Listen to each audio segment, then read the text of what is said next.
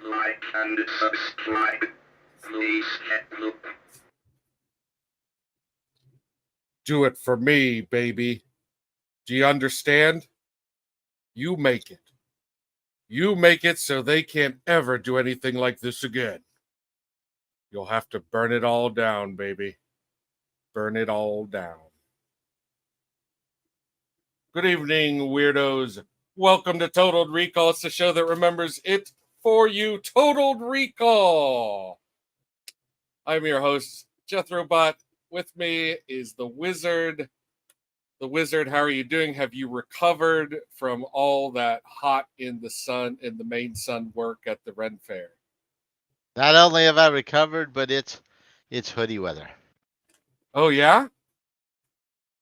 I don't expect it to last, but it's the first day of hoodie weather.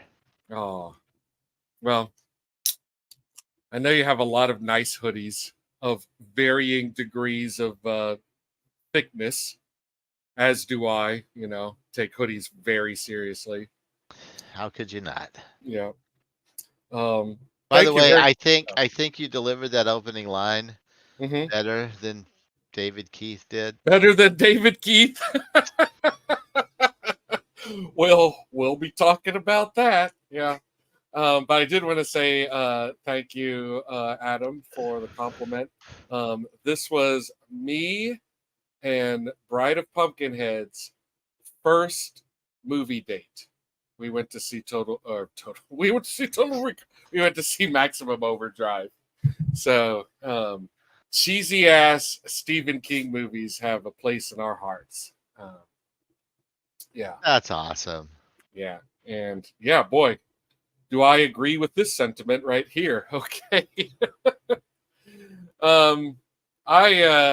I definitely have recovered from my vacation in Ohio. However, when we last aired and I was in Ohio, that was a pretty low energy episode for me.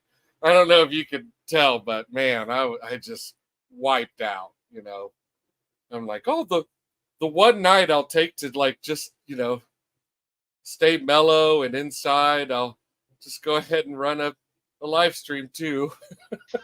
That sounds real relaxing. But it was great. I loved our discussion of Steel Magnolias so much.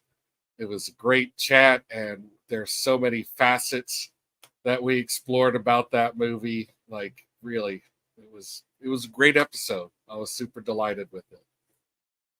Tons of fun. Yeah. And I'm gonna leave it at that. Yeah. And Empress Buttercup got to pick a movie. She suggested either Clan of the Cave Bear, also starring Daryl Hannah, or Firestarter. And this will be our first ever wrong Firestarter. Please tell me you did not. Please tell me you did not research that fight. We're gonna have a problem. Okay. All right. Well, I'm gonna go ahead and host the show on my own tonight. Just kidding. I mean, you could put yourself back in the studio too. We can do all kinds of things. We're both producers now. We can fight. Okay, so my memory of Firestarter was pretty darn vague. I I remember that it was not a well received movie. I remember that a lot of Stephen King movies at the time were not well received. And there was a lot. I mean, there were 5 Stephen King films in 1984, the year that Firestarter came out. 5. It was ridiculous. Um, so, whoops. Sorry. So it was a huge phenomenon. Everyone seemed to kind of unanimously like the idea of seeing Firestarter. I like I said, I just vaguely remembered it, and I revisited it at an actual screening of a print here at the Alamo Draft House. I want to say like five or 6 years ago, something in that field, and I really enjoyed it when I revisited it back then. This was kind of this was a different experience revisiting it this time. You know, we'll talk about how the two were different, but definitely kind of saw this movie through a different lens this time. What about you? What did had I assume you had seen Firestarter before? I had. I wouldn't swear to it, but I feel like I saw it in the theater when it came out. I was really into Stephen King at the time, and I had read the movie not long before that. My initial thoughts were, boy, that was a lot better book. Yeah. Did you read a lot of King books? I read almost all of them. Oh yeah. I have read all of them until the last, I don't know, 10 years or so. I got lazy. Oh, okay. So you kind of tapered off. Did you read Dreamcatcher by any chance? Absolutely. Okay, just wondering. That's a movie I've seen, and I've heard things about the book too. The book is no better than the movie. Yeah. That's what I've heard. Maybe a little bit. I've heard that not even Stephen King likes that book. No, it was so bad. He's legit troubled by it. All right, well, definitely want to thank Empress Buttercup for picking this movie, and also have her on board to talk to us a little bit about her previous relationship with Firestarter. Hello, how are you? Oh, Soul says hello too. Yeah. My dog is barking, man. He's being a little naughty boy.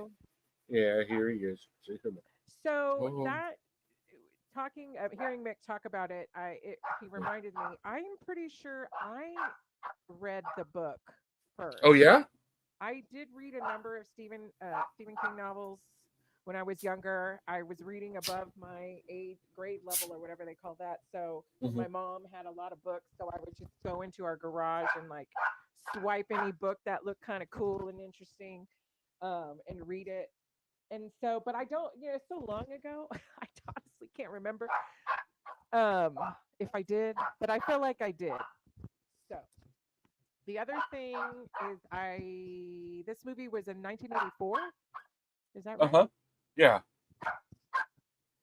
So yeah, I was already a teenager during that time. And was this film on TV? This is what this was definitely a theatrical release, but okay. I believe that it was probably a cable staple. Yeah.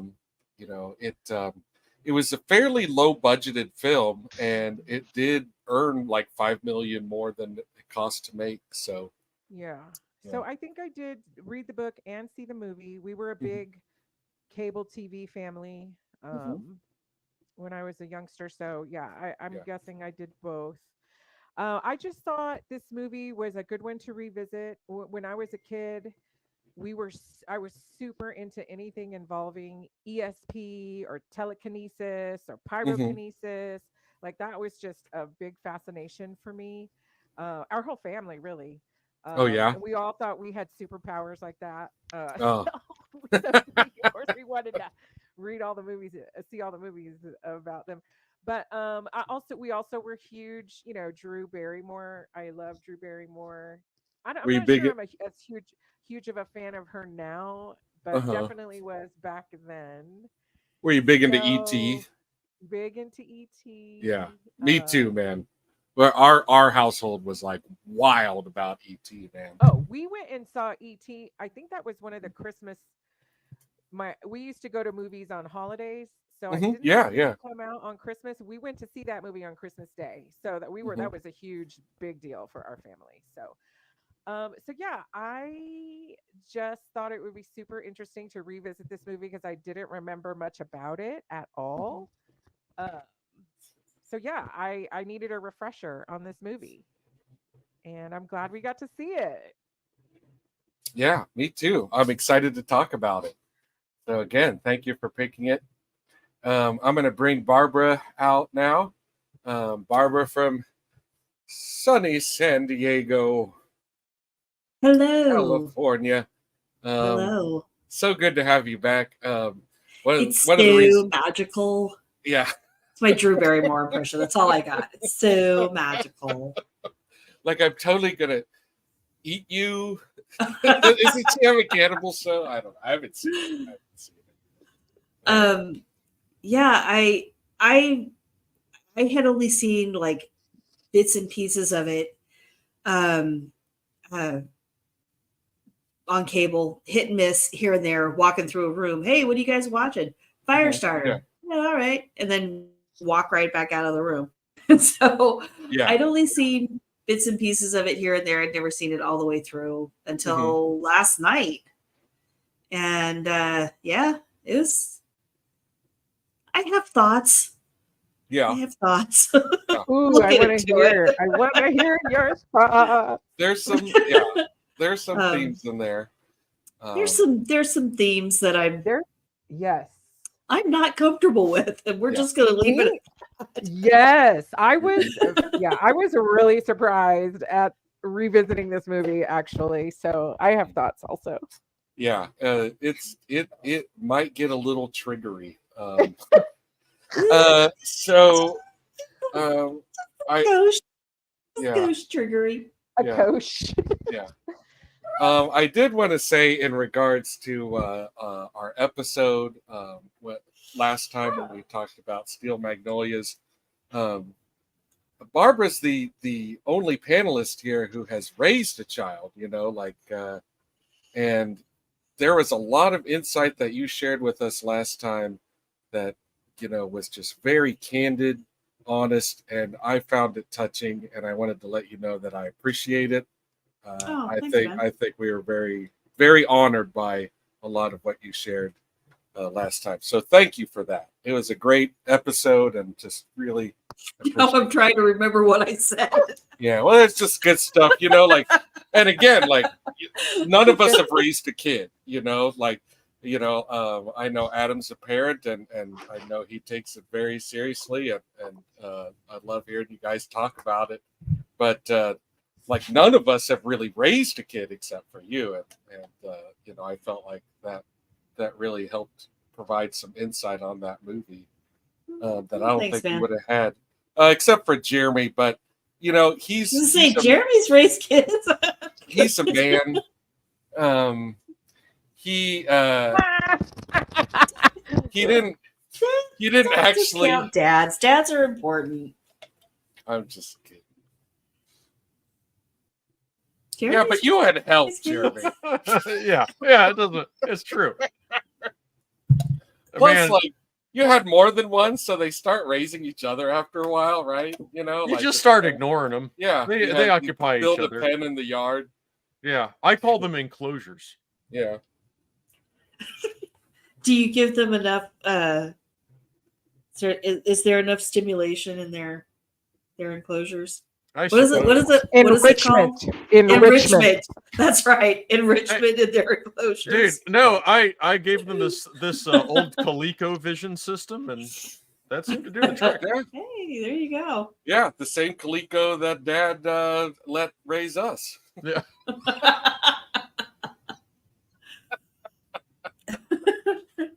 All right. Well, let's bring everyone else out. Gravy, I'm sorry that you have children. I'm sorry I forgot you have children. It's okay. I'm sorry. I forgot how sorry I was. You have children. Yeah, it's really, it's okay. You're They're sorry you forgot you had. They're just your nephews. It's okay. It's a small oversight. I'm sorry that all y'all are sorry. I'm not sorry. I'm not sorry. I got a vasectomy. Okay. I got no kids, and I'm happy about it. Real quick, Gravy. What do you remember about Firestarter? Do you remember anything at all? Oh yeah, this is a movie that we watched many times. Again, like on the HBO cycle. I think, like Adam said, the HBO staple for sure. I know we watched this movie a million times growing up. The only thing I ever really remembered about Firestarter was the ending. Like, I remember lots of fire. I remember fireballs, and it was pretty intense, and I really enjoyed that part of it. But it was really cool that this movie came up in this show, and thank you, Empress Buttercup, for bringing it, because for me this is definitely a total recall experiment film. This is a movie that I watched many times as a kid. I did like it, and but it's been decades and decades since I've seen it. I probably haven't watched this movie in over 30 years. Yeah, me too. So yeah, it's like watching it again for the first time, and this is a really good example of why we do this show. Also, I would like to, before we get too into it, I just want to quote Beavis and say, "Fire, fire, fire." That's all. Thanks. Well, we have one more. We have one more panelist here. Also from, if anyone's wondering, Bride of Pumpkinhead is, she's actually in San Diego right now, but she's doing family fun stuff and cannot join us tonight for a movie that she does have opinions about. Maybe she can. Maybe she can. She's sleeping on our piano. Yeah. But yes, Adam, so good to have you back. Hello, friends. Yes. Welcome everybody in the chat, and welcome panel. Hello, hello. Hola. I'm used to running my own show, so I'm like, welcome everyone. Oh yeah, I'm a guest. Okay, sorry. Yeah. No, that's okay. You can welcome everyone. Welcome. Yeah. Great to see you all. So what did you know about Firestarter prior to this week? Well, it was a weird revisit, because I could have sworn I had seen this movie before, and watching it last night, I had not seen this movie. I think just the clips and the trailers and promos or whatever were lodged in my head somewhere, and I definitely had not watched it all the way through or anything close to it. So it was a good watch. Yeah, it's a little bit hidden, really. It doesn't get talked about too much. No, it's sort of forgotten under the wheels of time, I think. Yeah. I mean, for one thing, it came out in 1984, and as we all know, an insane amount of iconic films came out in 1984. It was some kind of wild ass year for Hollywood that you just see every once in a great while. Did the TV version of The Stand come out that year as well? No. That was later. That would have been like 1990, 92, okay. maybe. All right. Yeah, I had looked at what the other four movies were. I know that The Dead Zone is one of them, but I can't remember. Cujo? Was Cujo 84? I think that was 80, or Cujo was 82, right?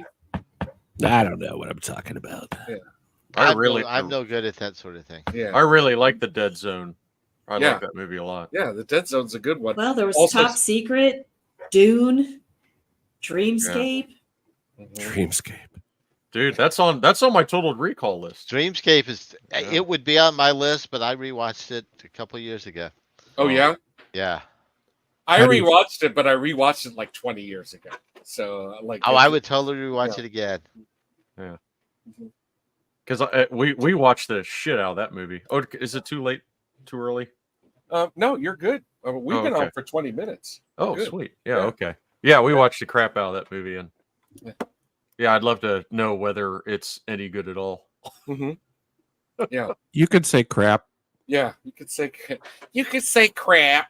Oh, whippersnapper. We're on vacation. Doo doo. Say crap. You can say Wait, doo. is it time to cuss yet? Are we 6 Yeah, minutes yeah. in You're, or oh, whatever? yeah. Then Oh, it's hell shit, yeah. baby. Shit. Yeah. Booger. Yes. What do you want me to do? Stop, drop, and roll, or fucking die? Where'd Babs Which go? is it? Where's my wife? Well, son, what do you want us to do? Freeze or get on the floor? We'll get to raising it. I guess Yeah, we Barbara lost Barbara my had a lovely hiccup, wife. but I will keep an eye on it. We'll see. Well, she'll get in here, but yeah, let's go ahead and get this movie on the roll here. Don't you just love the old Universals, man? I do. I and I love it for its nonsensicalness because it's just the Earth. Mhm. Yeah, Yeah. That's universal. yeah. Yeah, close enough for white people. Yeah. Firestarter. I think it's liberal globalist fucking propaganda. So Freddie Jones, folks. Freddie Yeah. Jones. We got another Freddie Jones movie. Drew Barrymore wrote Little Girl Lost, and that was about how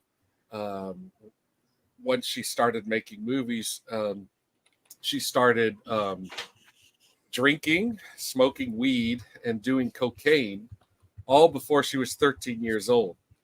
And was this film, She's hanging out with Billy Idol at Studio 54, if I remember correctly. Yeah. Stop it. She looks so young. Yeah, Yeah. She No, it's was true. young. yeah, She was But like She 9. looks even younger than she is. Because how old is she? She's portraying an 11-year-old or something like that in the movie. Is that right?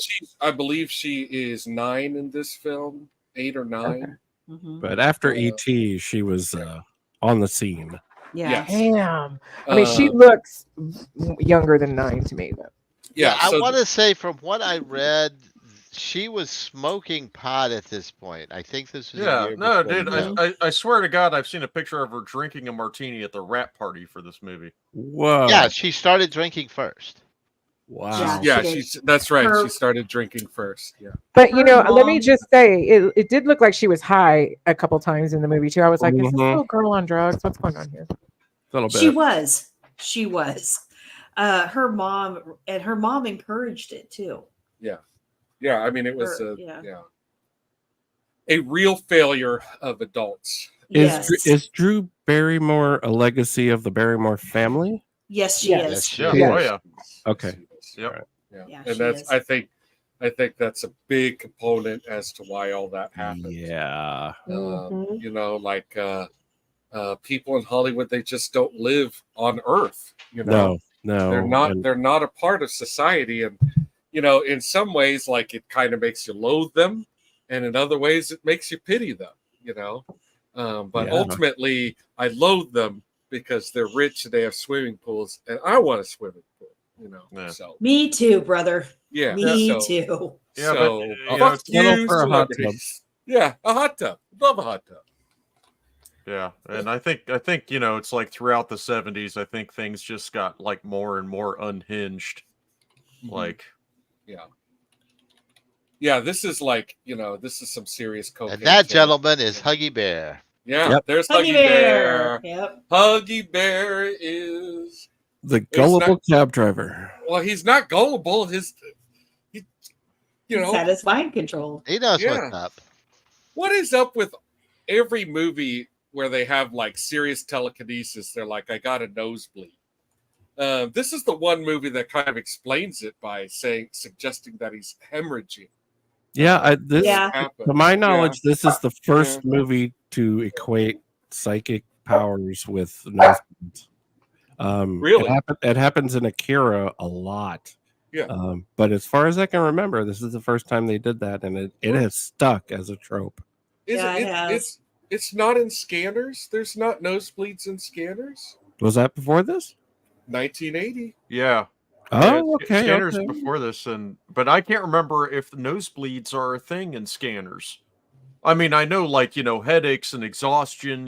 Like it takes a tremendous amount of effort to do this. But I don't remember if like the nose. Yeah. Please. Yeah. I just want to shout out Kurt Russell's wig there. That looks great. Yeah, I know these two. Oh, look, he's like. She was in this. That wig looks like he's just dropped out of a hard vocational rock, school. Yeah, a 70s cover rock band. We know every BTO song, bro. Yeah. Lot 6 was just supposed to be a mild psychedelic. Boy, the guy who scratched MK Ultra. The guy who scratches his eyes out in this scene. Yeah. That's a real shocker, man. That's a I did not see that coming. Yeah, I know. Yeah, it gets you. Little This stinger. is a total MK Ultra stand-in. Yeah, absolutely. Okay, so just a little like plot refresher. Oh, yeah, please. Freudian slip. No. Is that this guy's having a flashback because he's on the run with his daughter. They're being chased by G-men. They're exhausted. He passes out in a cab, and this is exposition as to their situation. It's a flashback. Flashback to where he was in a paid to participate medical study. And I have done a pharmaceutical study. Actually, I've often wondered about those. Yeah, but not for the shop. Not for the shop, as far as I know, but a number of my other compatriots in the abandoned ward of OSU Hospital there with the rusty water suffered severe side effects. I believe I got the placebo. It was a glucose controlling drug, so we had our blood drawn every 15 minutes some days. Ooh, Yay! For $1,500 in 28 days.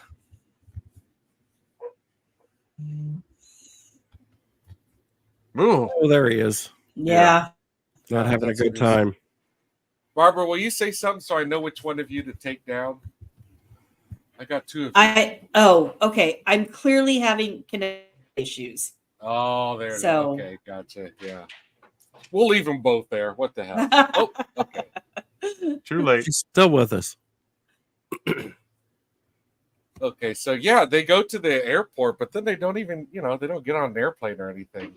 Yeah, I don't even know why money's such an issue. Like, if he can just convince people to do things, I would just go to the ticket counter and be like, "Give me some airfare." Yeah. Yeah. Give me a ticket. A little bit of a hole there. Yeah. Look, I will tell you right now, that's consistent in this movie is a lot of questionable choice making. Like, there's a lot of bad inaction, bad decisions. Like, why would you do that?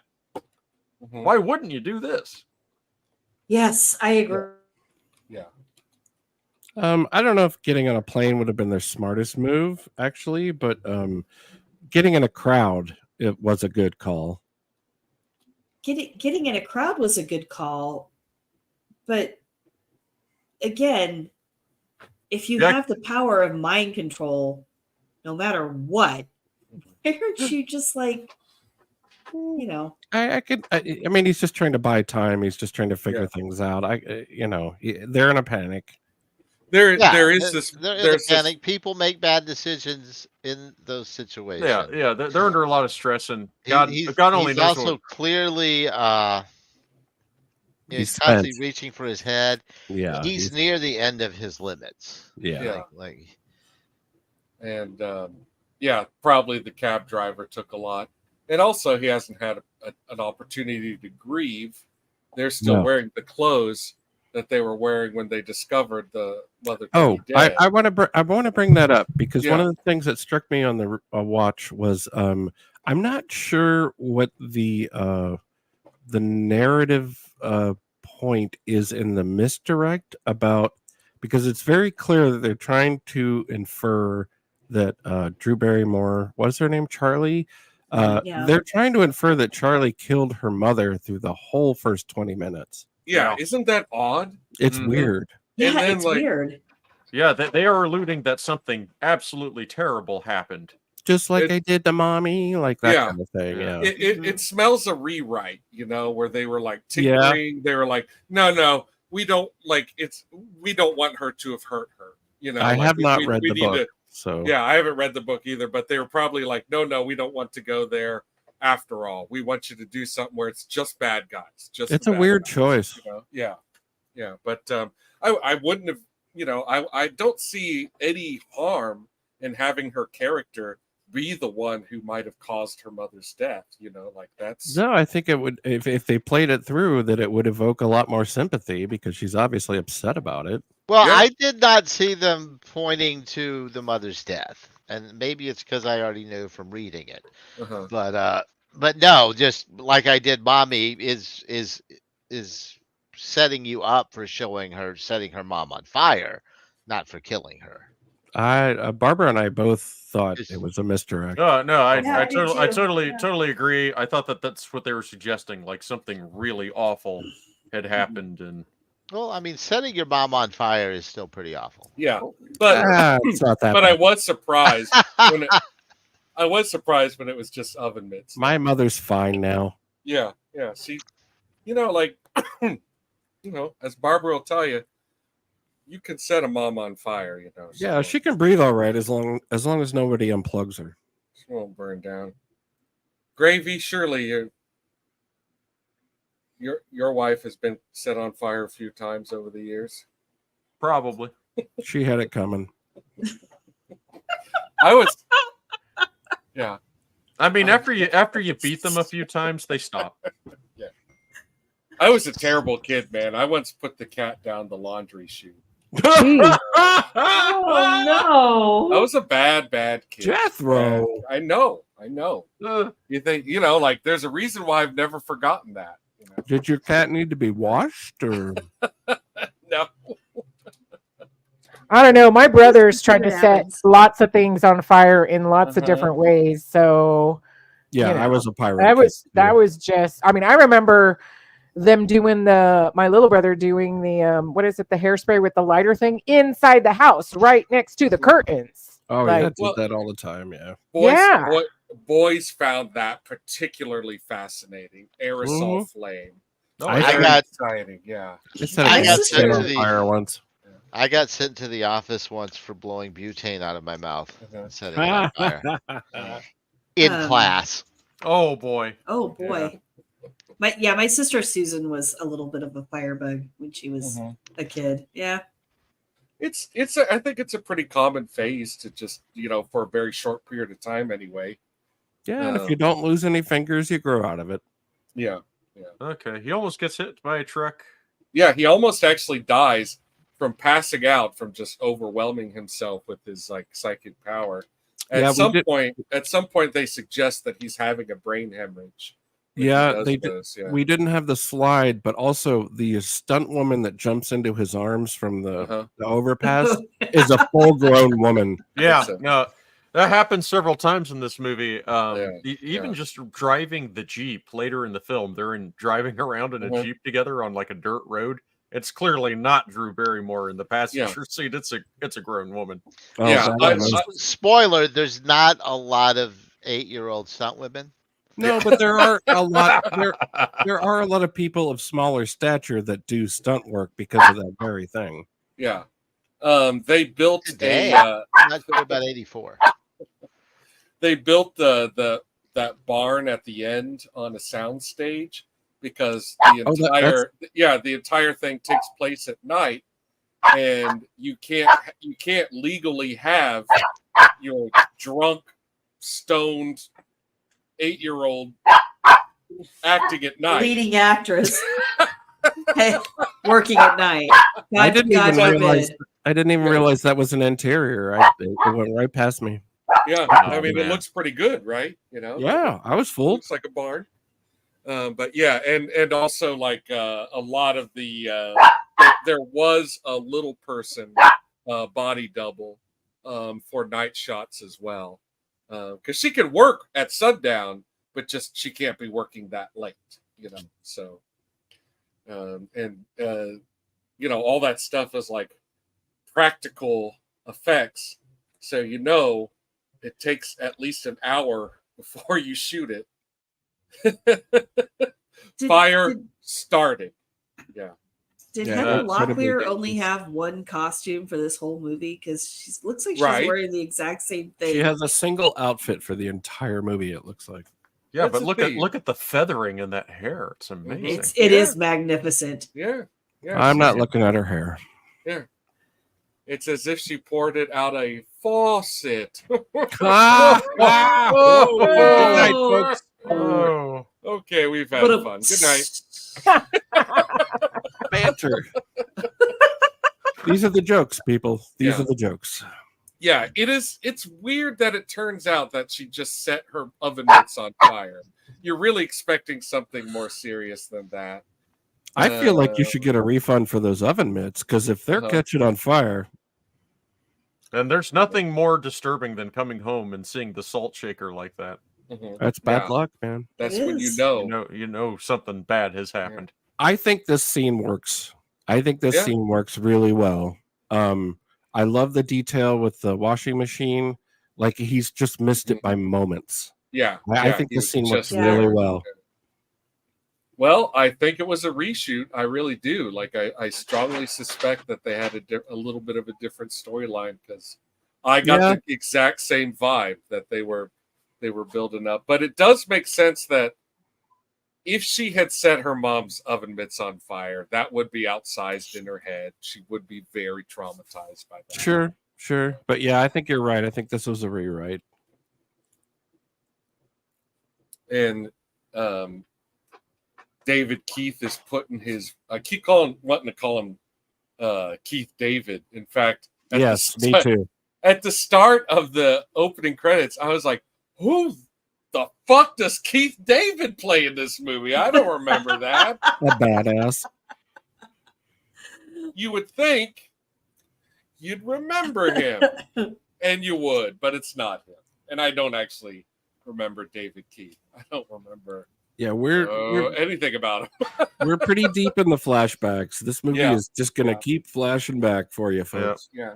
I do think it kind of, it's all pretty like stark and traumatizing. So to me, I do think it kind of works, because these are extremely traumatic experiences, and it kind of makes sense that even when he's so exhausted beyond belief, like he's barely like.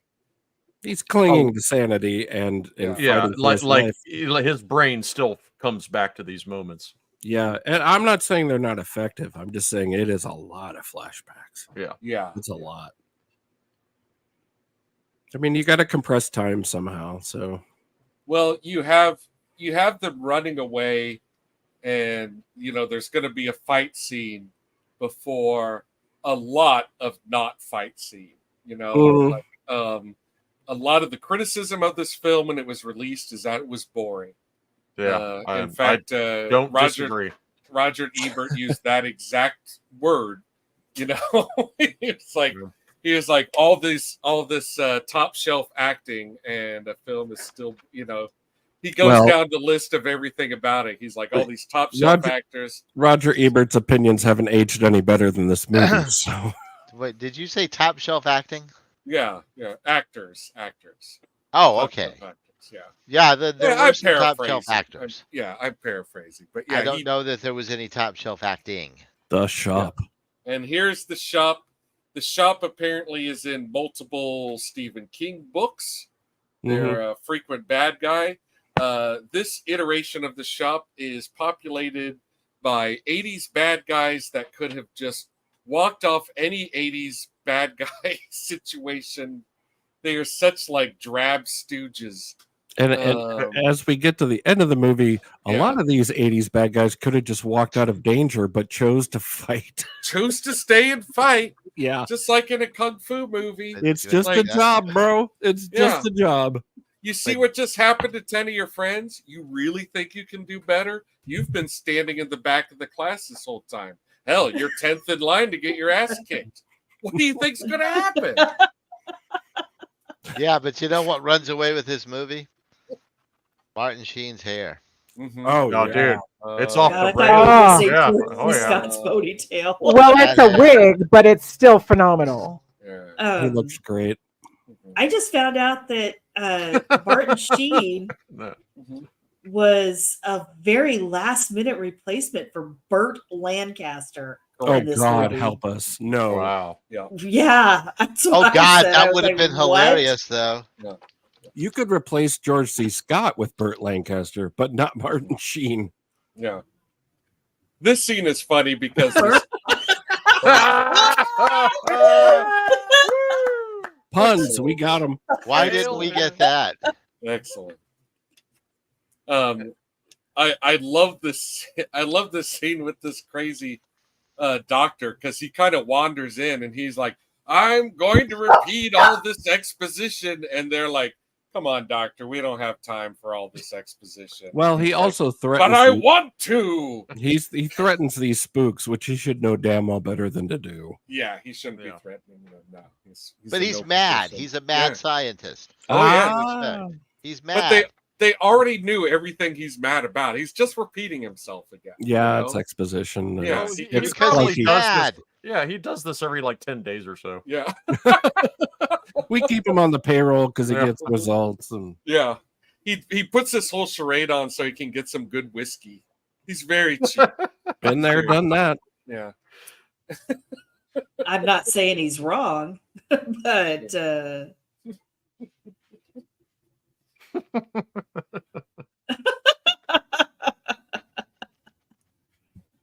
How many Freddie Jones movies is this now? I don't know. Second? What do you remember him from? We watched What? another movie with Freddie What? Jones in it, didn't we? We Which did. one? What was he in? Was Howard it? the Duck? Oh, he's in Howard the Duck. Okay. No. No, all right. I can't remember which one it was. I can't remember. He was in Chitty Chitty Bang Bang, wasn't he? Oh, okay. It's Chitty Chitty Bang Bang. All right. We have some patron saints on Total Recall. Crawl. Crawl. He was in Crawl. He was in Yes. Crawl. Yeah. He was in Crawl. So we could certainly appoint Freddie Jones as one. He was not in Chitty Chitty Bang Bang. He was not. But he should have been. Yeah, he could have been. He's still I'm a sure little if way. he could fake a British accent, he would have been. So anyway, he's letting Look he's at letting him. he's letting everyone know that Martin Sheen is evil and kind of tricked him with the whole experiment where they wound up killing everyone except Drew Barrymore's parents. And Drew Barrymore's character's name is Charlene, but everyone calls her Charlie. So they say the word Charlie call over and over. it Charlie. I was just about to do that. Damn you. Boy, You can still do it. there's a nerve ending in my brain I wouldn't mind just burning out forever. But you know what? It ain't. I remember Taco Bell commercials where, Little Richard, and then she had her own cologne, and Little Richard was singing with her on the cologne. Little Richard was a weird celebrity spokesperson. I don't even know how you got to Little Richard, but I'm enjoying it. Yeah. Do they call it Charlie? You know, that was Little Richard did that? Yeah, Little Richard was in that commercial. Holy shit. Yeah. I don't remember that one. I don't you should either. look it up. I'm I going bet to, it's on believe me. YouTube. I think your neurons might be entangled there, Jethro, but I'll take your word for it. You know what? For good measure, I'll just burn them both out. Fuck it. No more Little Richard. No more Charlie. Let me pass you the ball. God damn it, he's right. Cindy Crawford and Little Richard Oh, did a shit. Charlie commercial. Fuck off. If I wasn't afraid it would get us flagged, I would share it right now. Art Carney. Yep, there's Art Carney. Great casting. Great casting. Yeah. Art Carney used a hearing aid, and he asked to keep his hearing aid in.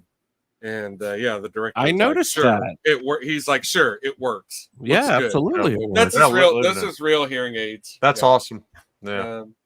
I love how he calls the G-men Nazis later. Yeah. Yes. You know what I mean? Fucking love it. Yes. Oh no, I love his shotgun scene.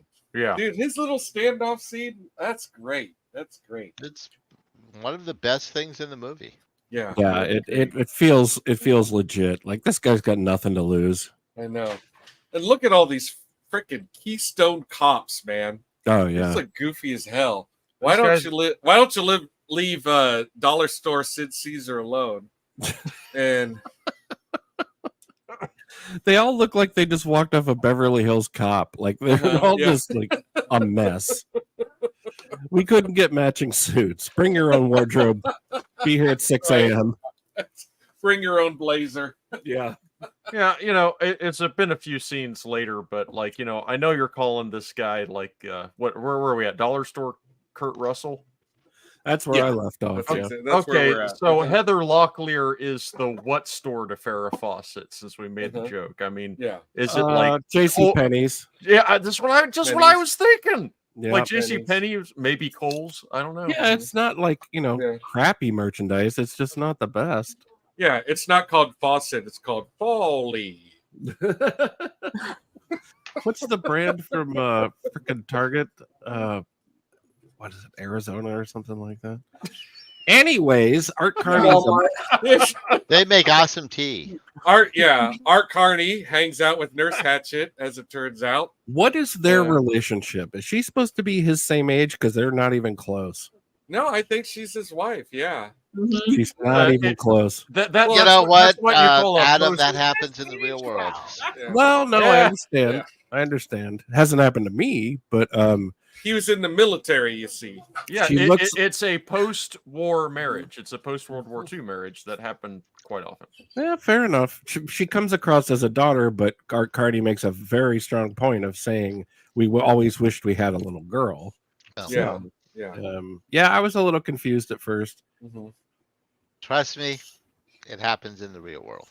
Well done, Wizard. What can I say?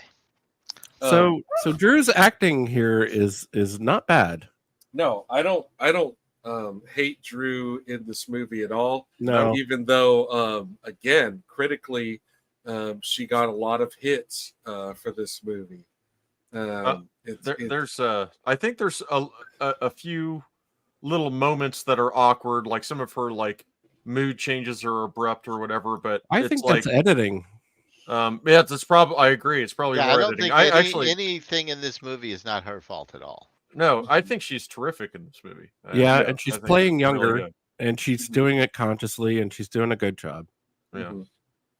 And the subtle things she does with her eyes, there's a lot of close-ups on her face. Mhm. She's Yeah. got to do a lot of storytelling with her face, and she pulls it off. So I think it's really good. Oh well, Was this her yeah, first big part after E.T.? absolutely. I believe so. Some interesting like little back and forth with her and Heather O'Rourke. They were both competing for the role in Poltergeist that Heather O'Rourke got. And there's so many things about Poltergeist and E.T. Like if you've never looked up the mutual history of these two films, it's definitely a nice rabbit hole to go down. But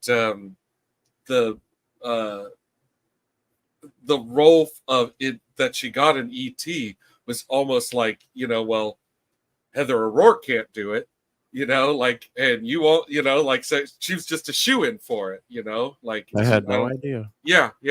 And Heather O'Rourke was competing with her again in for this role. And this time out, Drew Barrymore won. Yeah, just real quick plot wise for everyone watching. Yes. Art Carney and Michael Douglas are having a little heart to heart, and he's telling him the truth about what's going on. Art Carney finds it very hard to believe, as most people would. Mm-hmm. But then Charlie senses the bad guys coming and proves their story true. Yeah. And Did you just call him Michael Douglas? Yeah, He did. that was it's Yeah, which is funny because I'm thinking Michael Landon. Like any moment now. It's totally acceptable. Uh-huh. Ah, Dave. Yeah. Yeah, she just looks so much younger than Art Carney. It's weird, but I feel like he's about to fine. say, "I've got a highway to heaven," and I just went like, "Let's get on it." Michael Landon? Yeah. Jeez, no, It's kind of a big house on the prairie. not for long. Yeah, it's a burning house on the prairie. Burn it down! Burn it down! Barbara also brought up when we were watching. This looks like Herschel's farm from The Walking Dead. I'm like, oh god, the barn's all full of lawyers and it's locked up. Yeah. Yeah.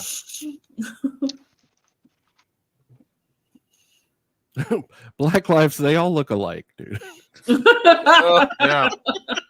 Yeah, that's a messed up line, dude. We're gonna have to talk about that a lot. Like, I What's mean, that? it starts with this scene. Like, he encourages Charlie to unleash her power on these people. Like, I would you too. can stop him, Charlie.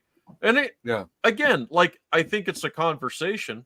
Like, I don't blame him for doing it, but like, you're telling your daughter to murder these people. Yeah, Or to very do tense moment. It's a very complicated Yeah, moment. this banner's a line from the film. Yeah, But go ahead. he actually says this. Yeah. he knows what they're going to do to her. Well, he can't do it himself either. Yeah. And certainly Art Carney can't.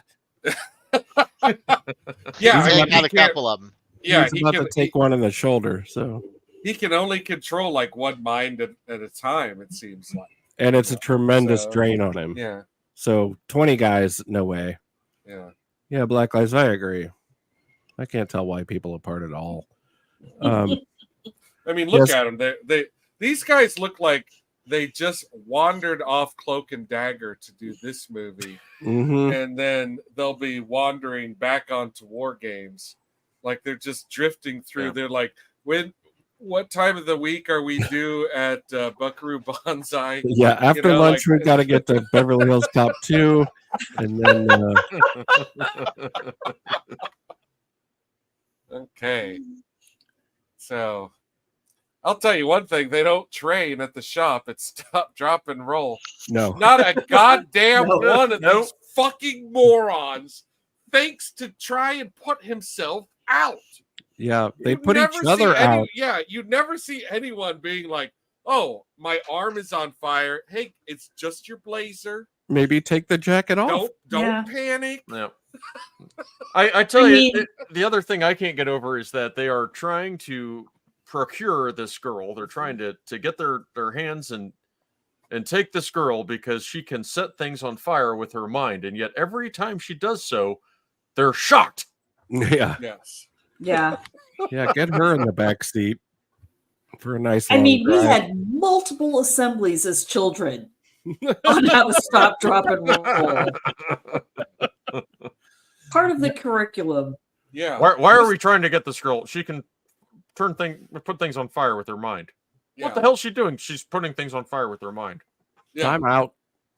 Yeah, I mean, it is pretty wild how they just throw these, like, these are the goons. This isn't a SWAT operation. They're in sedans. They're in K cars. Yeah. Yeah. I think I spotted an Aries there. Yeah. Hey, there's a lot of budget cuts. Had to it's a whole fuel. Fleet of Chrysler. Oh, someone got a Lincoln. Yeah, there's a town car. That's nice. I think there was a Crown Vic. That was the supervisor. Yeah. Those are all the cruise cars. Honestly, though, at this point, I don't know that they know what her powers really are. Well, these cribs probably wouldn't have been told the whole story. Yeah, they know she has powers. They probably know she can make little fires. Maybe. Yeah, the guy have no idea knows. she can pull this off. Yeah, whoever the captain or whatever is, he knows, but the rest of these guys are just getting roasted like marshmallows. But I think Dad made the right call there. I mean, it was the only way out. It's difficult to question it, honestly. We're going to have some much worse moral dilemmas coming up. So, you know it. You know it because, like, if there was any question in your mind what they were trying to do with George C. Scott's character. Oh my god, it's a little Late- heavy-handed. Oh, Yeah, later on they show him Oh, God. in a jacket. Thank you for the Uh, vomit sounds because I would yeah. ask for some if you didn't so make them. freaking Yeah. gross. Oh, Oh, very by the way, that uncomfortable. was a good shot of the stunt double in the Jeep too. Yeah. And so, while they're doing this, Hmm. having read the book, I want to address that a little bit because in the book, Yes. Rainbird's Native American heritage is a very, very important part of his character. Oh, it's Really? very In the very book? cheap in the film. It's a Yeah, very important gross. part of his character. Uh-huh. His psychosis is tied into that. His psychosis, a lot of which was created, by the military indoctrination, and Yeah. B, by his time as a prisoner of war. Well, Prisoner of War. Yeah, this is all a fucking fart in the movie. So this has all tied into yeah. his Native American heritage and why he's the way he is with I would like Charlie. to know that stuff. And Yeah, it's really Yeah. deep and interesting. And in this movie, his Native American heritage plays absolutely no part. no, he just Yeah. gets a No, he jacket gets from a- a souvenir shop. Yeah, And could have so easily been removed. Yeah. yeah. could've If you just wanted been- George C. Scott, he's just this guy who isn't Yeah. a Native American. They let me no, cast could have Barton changed his Heston as a name and Mexican. Yeah. They could have just they could have skipped that whole thing. He's just another creepy white dude. Mhm. It Yeah. annoyed me. Yeah, I hear you. offended Now, me. now that It I was- know that, yeah, it's Yeah. Yeah, Yeah. pretty cheap. totally. His And, story in the book is kind of fascinating, and yeah. It's really difficult to kind of articulate, quickly, like what exactly it is George C. Scott's character wants in this movie. Yeah, He- well, he does. He It's does. bad. He gets a few lines where Uh-huh. the crazy is established well, but unfortunately, we have some scenes coming up Yeah. where it just is so gratuitous. It's Yeah. so weird. Yeah, I really don't like it. And there's a running theme in a lot of Stephen King's work about this type of thing that it makes no. me very In the uncomfortable. book, there is absolutely nothing pedophiliac Really? about this man. That Really? is not a theme. Mhm. That is not a thing. Oh, it's so much Interesting. worse now that you told me that. Interesting. Yeah. Yeah. Wow. So Because I remember finding out what the stuff in it that happened outside of the Yeah. movies. Yeah. And wow, Stephen King's got a little bit of a problem. Yeah. A little bit. He There's an puts- AMC Matador. Speaking of scary, Oh yeah, dude. You never even see the front of the Matador.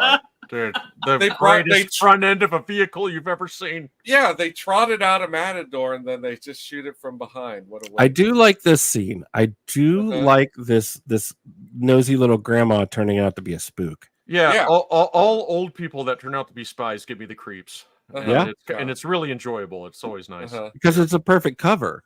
Yeah. Yeah. Yeah. Hey, if you look really closely, I think you can Mhm. see paycheck tattooed on his bad eye. Yeah. Yeah, Black Lives. My recommendation would be try the veal Uh-huh. and get the king size room. Gross. Yeah, we did have some Sammy Davis Jr. jokes about the. Yeah, I mean, honestly, his character ruins the whole movie. It's like You think so? disgusting. Yeah, it's It's disgusting. fucked up. It's fucked Yeah. up. It really ruins it for me. Yeah. I think- I don't like to see old men fondling children. Period. No, I don't Okay? either. And I get it as a It's a game narrative changer. device. I understand it in terms of script writing, but you could take it all out and the movie could be just as effective. Yeah. That's my I mean, problem. Is that it feels it- gratuitous. It Yeah. does not because it does not come across as any kind of grandfatherly or fatherly. No. It's interest. very It's explicit. What it very is. explicit. Yeah, and and if it's- it's not in the it's book, that makes it disgusting, 10 yeah. times no, it is not in the Yes. book. And we can talk about her wardrobe in that one scene. Oh, I'm going to talk about it. Believe me. I'm livid about that. That is gross. Yeah. I did read a little interesting tidbit just like right before the show started that the the contact that he wears in this for his the bad eye actually did give him an infection, and that's why he ended up having to wear the patch later on. That's where the patch comes from. Yeah. Yeah, I know. Like, you guys were talking about that, and the whole time in my mind, I'm like, he did fuck up his eye, though. He did fuck up his eye. You're right. The contact bothered him. He had a bad irritation from it. And then, like, brilliantly, Mark L. Lester is a screenwriter, by the way. He started out directing 70s B films, exploitation stuff, that he wrote the scripts to himself.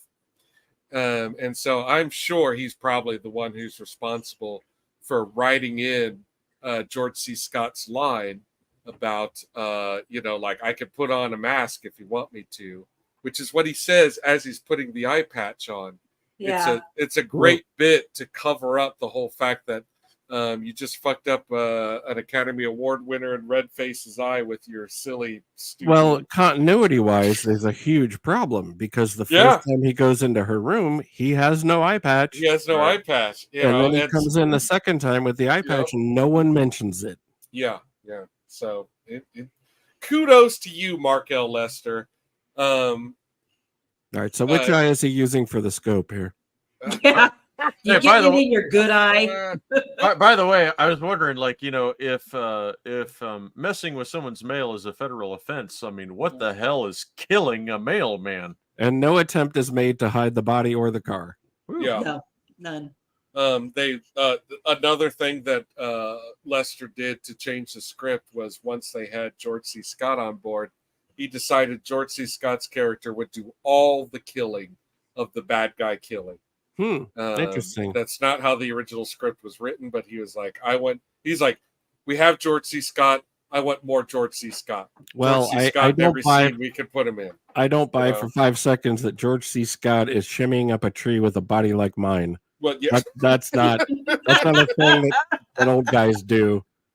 Whether you're a trained killer or not, that's not happening.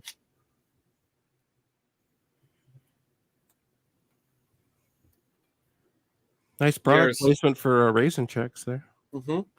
Yeah, wheat and raisin checks. If you can't read it, that was the name of the cereal. We do get a couple of tasteful product placements in this. Mm-hmm. Yeah, if anyone's interested to know, and if you're not, you're going to hear it anyway. Wheat and raisin checks was meant to compete with Raisin Bran by pointing out that Chex stays crispy in a way that Raisin Bran flakes certainly do not. So I don't know about Raisin Chex, but Raisin Bran actually has more sugar in it than Lucky Charms. Does it's it? Not good for you.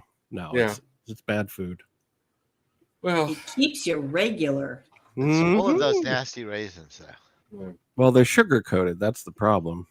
I do like this steakhouse because the raisins. Nice location here. I do like this. This is a tight little scene right here. This is the part that I remember seeing. Mm-hmm. I'll tell you, this is another one though that I mean, I like this. I really like this until she gets shot, and goddamn, he shoots her like practically in the windpipe, dude. Yeah, right in the throat. You know, I mean, like you could kill somebody doing that, you know, but sure. But then the dad is like, "Oh no, I shot my girl." And yeah, but like, you pick her up and you run, dude. Like we were yelling at the TV at this point, like, now pick her up and run. Pick her up and run, and it goes on and on for like 20 minutes. It goes on way too long. Like this would make more sense if it was like boom, boom, like he shoots him like twice, like shoot him in the back while he's running back to the house with her. Or something. Yeah, that was lazy, I thought. Yeah, it's not great editing, and it's just it's bad. I'm just gonna say, like, in my opinion, in this film, like I thought there's a lot of like filmmaking components that I thought were uncreative and lazy. Generally, the direction and photography and a lot of that stuff. Well, if you're gonna hide in the woods, wearing a silver aluminum foil outfit is the thing to wear. I think I that think you would so, never too. be seen wearing those outfits in the trees. And the sad thing What's is that's one of the more visually interesting pieces in the entire Yeah, film. sadly, That- yeah, like you're that right. looks interesting, but Yeah, a you're lot of right. this movie does not look very interesting. I was getting ET vibes from that scene. Doesn't that remind you of ET a little bit? Oh yeah. A little bit, yeah. Yeah. But they're the smart ones.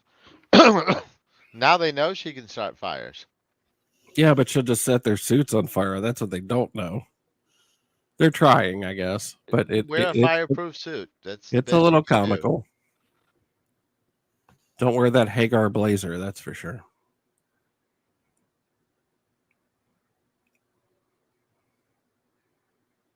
So we're back at the shop.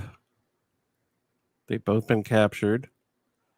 The only way you could capture them definitely is to knock them out. And this guy is so dumb he swallows the pills for a while. Yeah. Oh, in the book, he becomes a full-on addict. Yeah, it may be giving him some relief. But I would never swallow any of those pills. It's easy enough to hide them in your mouth. This is crazy No, that they did you see how they rubbed his throat like you do with your dog when you make him take like, swallow it, rubbing his throat. And then he Good gulped boy. it down. Good boy. Like a And now, German Shepherd. as I remember in the book, it was injections of Thorazine. That would make a lot more sense, but Yes. yeah, hard for him to stop. Injections, getting yes, would make more sense. Actually, we But- said that last night. We're like, why aren't Yeah. they just shooting him up? Budget cuts. All right, this guy, this doctor, pretty good evil going on here. Very scary. Yeah, I would agree. He's also the one enjoys that his has. work. Yeah, he He's does also enjoy one it. that had a little bit of common sense when it came to. Yeah, so in this scene she's Maybe. like scowling and stomping and storming across the room, and I couldn't help think, just imagine her going like, I need a drink. Well, we forgot to mention the fire extinguishers Yes. that are very prevalent in this movie. And when you see them in their original house, it is fucking hilarious. It is an absolutely amazing touch by the art team that there's red fire extinguishers in every room of the house. Yeah. It seems a little weird that they're here at the shop, but it still works in terms of like a graphic language. It's very good. I agree. That was something that we both were like, oh my God, that's fantastic. If I was around her, I would have fire extinguisher in my hand right now. That would be a sound plan. Yeah. A bucket of water or something. Martin Sheen is pretty good here. A little broad-handed, but a really nice kind of evil. He's not convincing to her, but you can see like the lie that he's trying to sell her. He's acting very well here.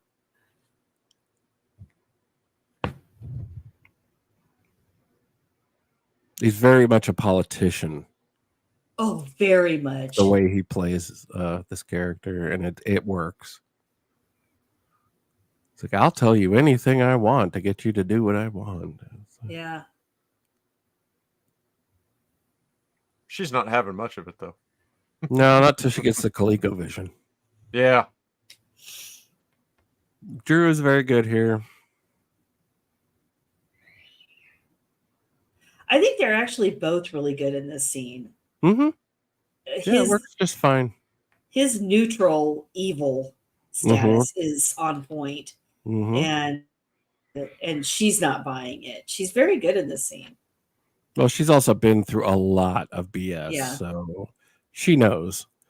And then the whole George C. Scott thing starts, and it gets a little. Oh God, it's so gross. Well, not just that it's gross; it gets a little hard to believe that she would fall for it that fast. Being with the life experience that she has, it's a little hard to buy. Yeah, and that's what I mean. They're trying to make it come across as something, grandfatherly or whatever, I don't buy it. I really don't. And I'm trying to see it through her eyes, and I Yeah, me still don't too. buy it. She Yeah, has this instinct to, know that bad guys are coming. How does she not see this? yeah. I mean, I guess it's supposed to be that he's that good, and he does actually speak some lines about it. And it also takes months. Yeah, the time compression is not so great here. No, it's not at all. But yeah, he does have a line about I'll have her eating out of my hand or something like that. Yeah. Is that a Tornado or? I hope so. Yeah. Okay, so he's got shaving cream and stuff on this card. It's not exactly a cleaning card. There's some What was chloroseptic that? Hairspray? Yeah, Was that some whatever. Aquanet or something? Yeah, you don't get the passage of time here, Mick. You're right.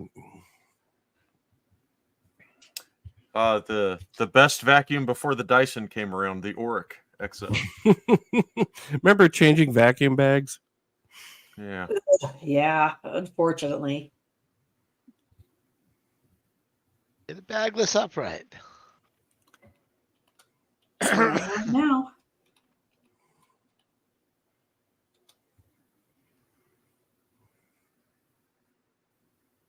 I think maybe my problem with George C. Scott and his character here is that I don't find him convincing. Like, it's a little too smarmy. It's a little bit heavy-handed, like a lot of this movie. Even if you're talking down to a kid, you have to be pretty believable to fool a kid. Kids aren't as easily fooled as you would think for sure. Yeah. Hey, Mick, was that something that what's his face did in the book? Was that his tactic? Was that he disguised as an orderly to get to know her? Oh yeah, absolutely. Well, what wins her over is He's not one of the bad guys. He just works there. Yeah, it's fear of the dark routine is what gets her sympathy during the storm, which he couldn't have planned, so that's a little weird. But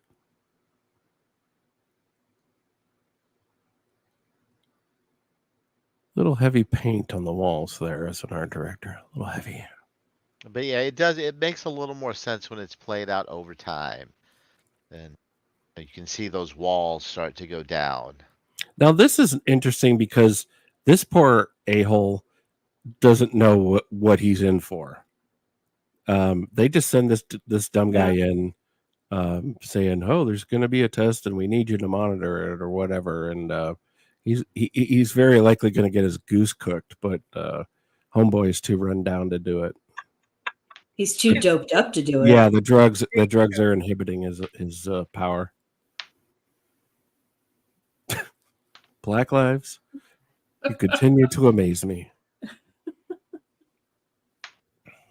Pretty good. And I don't know about you guys, but my brain is already working at this point, thinking, what do these a-holes think that they're going to be able to contain? Like, are they really so cocksure that, they're really so full of hubris that they think that they're going to be in control of any of these situations? It's kind of ridiculous. Yes, they are, and they do, and they would. Yeah, I guess. Yeah, I guess. I mean, certainly the government has done stupider things. Yes, there's a lot of hubris in the intelligence field, especially. Yeah. Okay. All right. Here's the outfit. This is not okay. This is so not okay. Barbara described when we first started talking about this scene. Barbara described this outfit as purposeful, and I think that's a really good word for it because this is absolutely inappropriate. Yeah, it is. There's no logical reason that she would be wearing a leotard and tights, except for having satin on her young blossoms and showing them off, and it's just not okay. It's so inappropriate and gratuitous is what. Yeah. It's not helping the story, but they are just kind of using her here. It's just it leaves such a Yeah. It tastes bad, man. It tastes real It bad. does. Tastes No, this scene's icky as fuck. Yeah, and I get it. Again, from I don't know what like, else to That's what I say. was laughing at. Chris Hansen. I get it from a script writing point of view, but it's absolutely unnecessary for it to go in this direction. It's really It's 100% unnecessary. and it feels And cheap and gross, and like the filmmakers did this consciously for sure, and it's not okay. It's just weird. It's purposeful. It's the same. Yet when I look at little kids' beauty pageants and they're wearing lipstick and eyeshadow, it's gross. It's disgusting. Yeah, this didn't need to be there for his character to be evil. It didn't need to be there. I mean, she could have been. There's no sense in what she's wearing. She could have been wearing sweatpants and a tank top or a sweatshirt. It doesn't make any sense. She's not doing gymnastics in her room alone.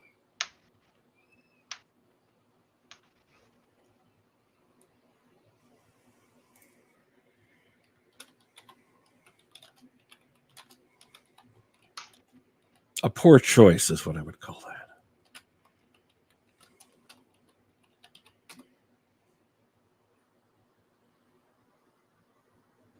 Glad I could bring the room down with all of that. No, I think we're just all in agreement, and like I think we all just think this scene is like gross, and that's what else can you say about it? Like it's just there's not much else you can say about it. Like it's just hard for me to believe that like you'd actually constructed this scene, blocked it out, acted it, filmed it, without somebody being like, I don't think this is working, folks. Yeah, like we're taking the wrong angle here, you know. Nothing on Hollywood film happens by accident. So this was all planned and devised. Yeah. And look, man, I like my bad guys evil AF. I do. I mean, I like bad guys being, like bad and like, there's a lot that's fair game with me with going like pure evil or whatever. But like, it's like gratuitous. This is distasteful. Let's just put it that way. I don't know what else to say about it. Yeah, there it is. Yep. That just makes me want to barf. Yeah, like it's kind of okay for George C. Scott's character to talk about what he wants to do earlier and creeping Martin Sheen out with his weird psychosis, but like this is not necessary.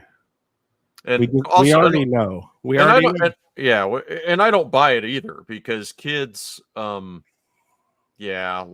kids aren't okay with that shit. No, and most of them aren't stupid either. Yeah.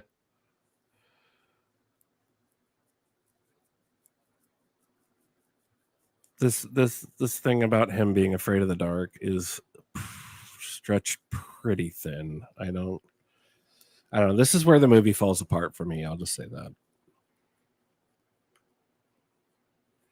Drew is acting her heart out, though. Yeah, she really is.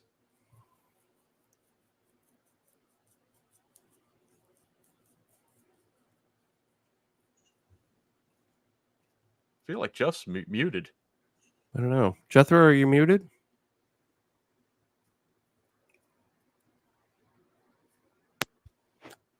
Maybe Am I back? Okay. Yeah, you're back. All right, go, buddy. There you are. I'm very glitchy tonight. I'm really sorry. It's okay. My box has a button that's easy for me to just accidentally bump. Your box has a button? Yeah. Same. There it is. Yeah. Can relate. No, yeah. And when I'm live on the internet, it's easy to bump my button. So it happens. But I've recovered. Well, just keep flicking it and I'm sure everything will work out. And this shit is still going on. It's very long. Going on. Very protracted. Yeah, there's a moment part of the scene where he like pats her on the knee and I'm like, get the fuck out of here.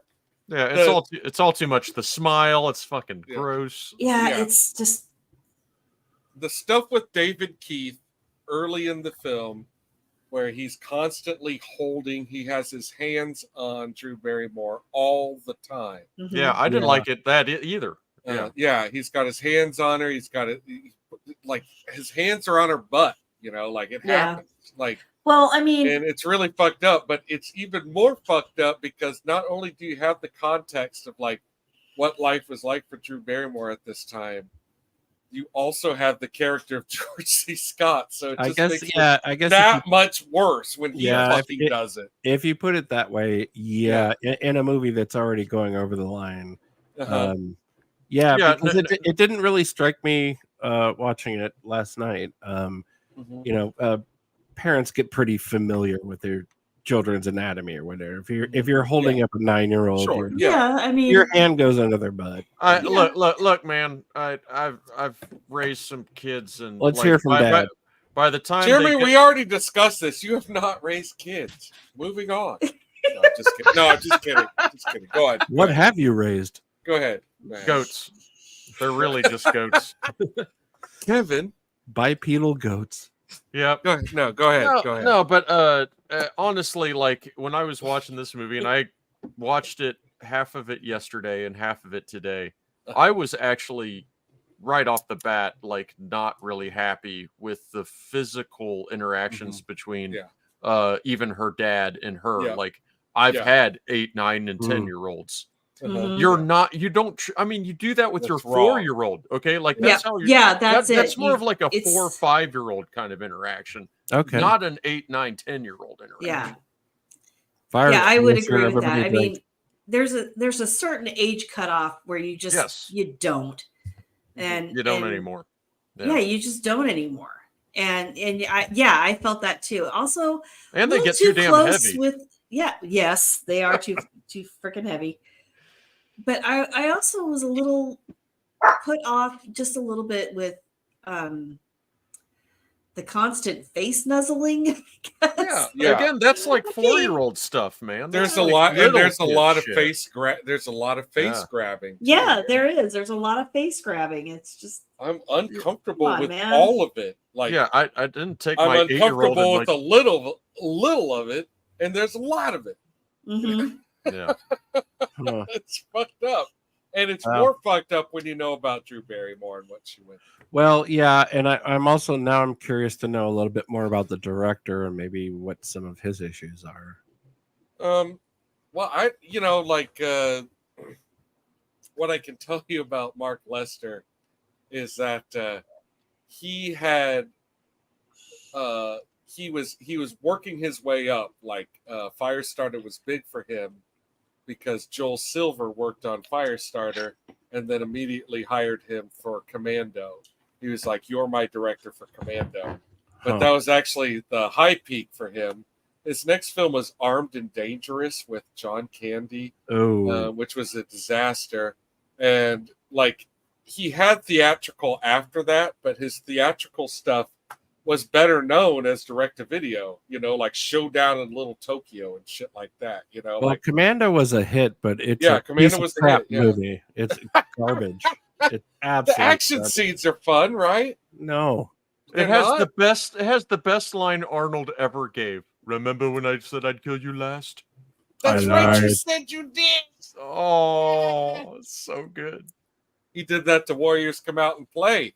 So okay, Also in Dreamscape. Okay, moving on. She's back to wearing normal clothes now. Yeah, thank God. And then this makes sense from an art direction perspective. They're both wearing the same color blue, and they're thinking about each other. That all makes sense. She could have been wearing perfectly normal clothes in that earlier scene. The leotard really makes me sick. Yeah. Can't agree more. 100%. Fuck that shit. Yeah, that was a really bad decision making. It is fuck this movie for that. Fuck this movie for its red face. Like we said, you did not need to have it in there. You took everything about that character out of that character. So why did you leave the one thing that's still problematic? Yeah, actually, what Mick told us about the book sheds a whole new light on some of this uncomfortable bullshit. Yeah. And Are there only 3 women and 3 females in this movie? Drew Barrymore, the wife of the man that helped them, and then the mom. No, there's a couple of scientists. Okay, because And everybody you'll barely see them. There's They're side, very much in the background. Yeah, there's so side characters.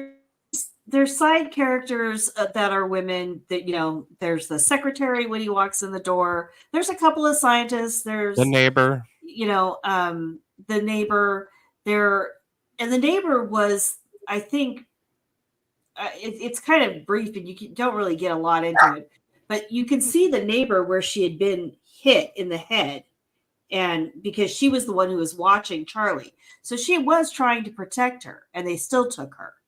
Oh, they assaulted her? I missed that. Yeah, Okay. they did. There's the mom, and then there's Nurse Ratched. Right. So the and mom there's gets Drew shot. Barrymore. The neighbor gets hit in the head. Mhm. Very few. Yeah, I for some reason I thought this was more female centric, and it's not. It's full of disgusting, creepy dudes. Yeah, it's quite the opposite. Yeah, but it's definitely, there's a lot of definite like creepy, weird choices for 1984. And this goddamn jacket. And the Yes. fucking jacket is back. I hate this jacket. I hate fucking hate this jacket. Yeah, it's Goddamn bad. jacket. Ah, They should put a headband with a feather on him. Like, oh my god. just Remember, terrible. he's an Indian. Yeah, you could tell. From the bullshit tribe. You want to build a TP? Yes, the lost tribe of Yeah, Encino. I'm sure he's pitching a tent right now. Yeah. Oh my Ugh. god. Gross. It's totally gross. You know what?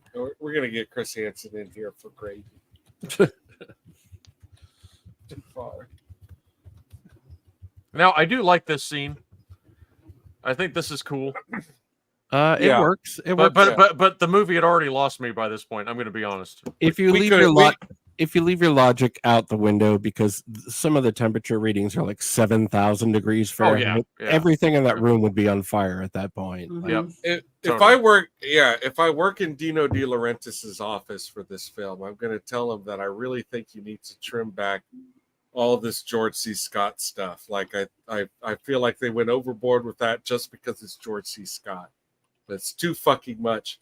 And like if you had cut it all down and just, like you've already done with the movie, kind of did a little like flubby, like, oh, just moving on. You would have her do these tests, and then you would be getting to the good stuff, right? Like this would be a better movie with it if you just cut comment right censored. to, yeah. Yes, less of him, or Uh-huh. if they had actually explored his character, it would have been very interesting. Yeah. But what they did Mhm. was the opposite. Yeah. And just so it you did go know, through. There you go. yeah, and just so you know, they established at one point that between him and Martin Sheen, once they decide that they can no longer use and must destroy Charlie, which I guess has kind of always been established. They've always kind of understood that they're just going to study her, but they're not going to be able to use her, and they're going to have to kill her. That George C. Scott's Native American is going to judo chop her face while looking in her eyes so that he takes her power with him to the other life. But to be Because- fair, here's what you don't understand because they left it all out. That's how he kills everyone. Uh-huh. Well, that's how he killed the doctor. Face to face, looking into their eyes, because Uh-huh. he believes that at the moment of death, he can see into the other world. Ah, I see. Okay. Yeah, there's some okay stuff in the like the germ of that idea, but man, it does not come off And well. he shares their power, and by killing Charlie, he is going to absorb her power so that he can take it with him into the other world. To visit the ancestors or some bullshit. roadside souvenir crap. Well, no, again, it's all tied up with his psychosis from, I'm a Barrymore. again, the military and the thing. In the book. In the movie, it's garbage. Yeah. Yeah, they completely fucked that aspect up with this movie. Yeah, it would have been so much better just to leave it out. Yeah. Yes. Mm-hmm. Here's a guy. He's a killer. One thing I do want to say, I was talking about Siskel and Ebert. They both trashed this movie. Ebert calling it boring. But what was interesting about Siskel's reaction to it is that he said he hated it and that he found a lot of it unsettling. And he was specifically talking about George C. Scott.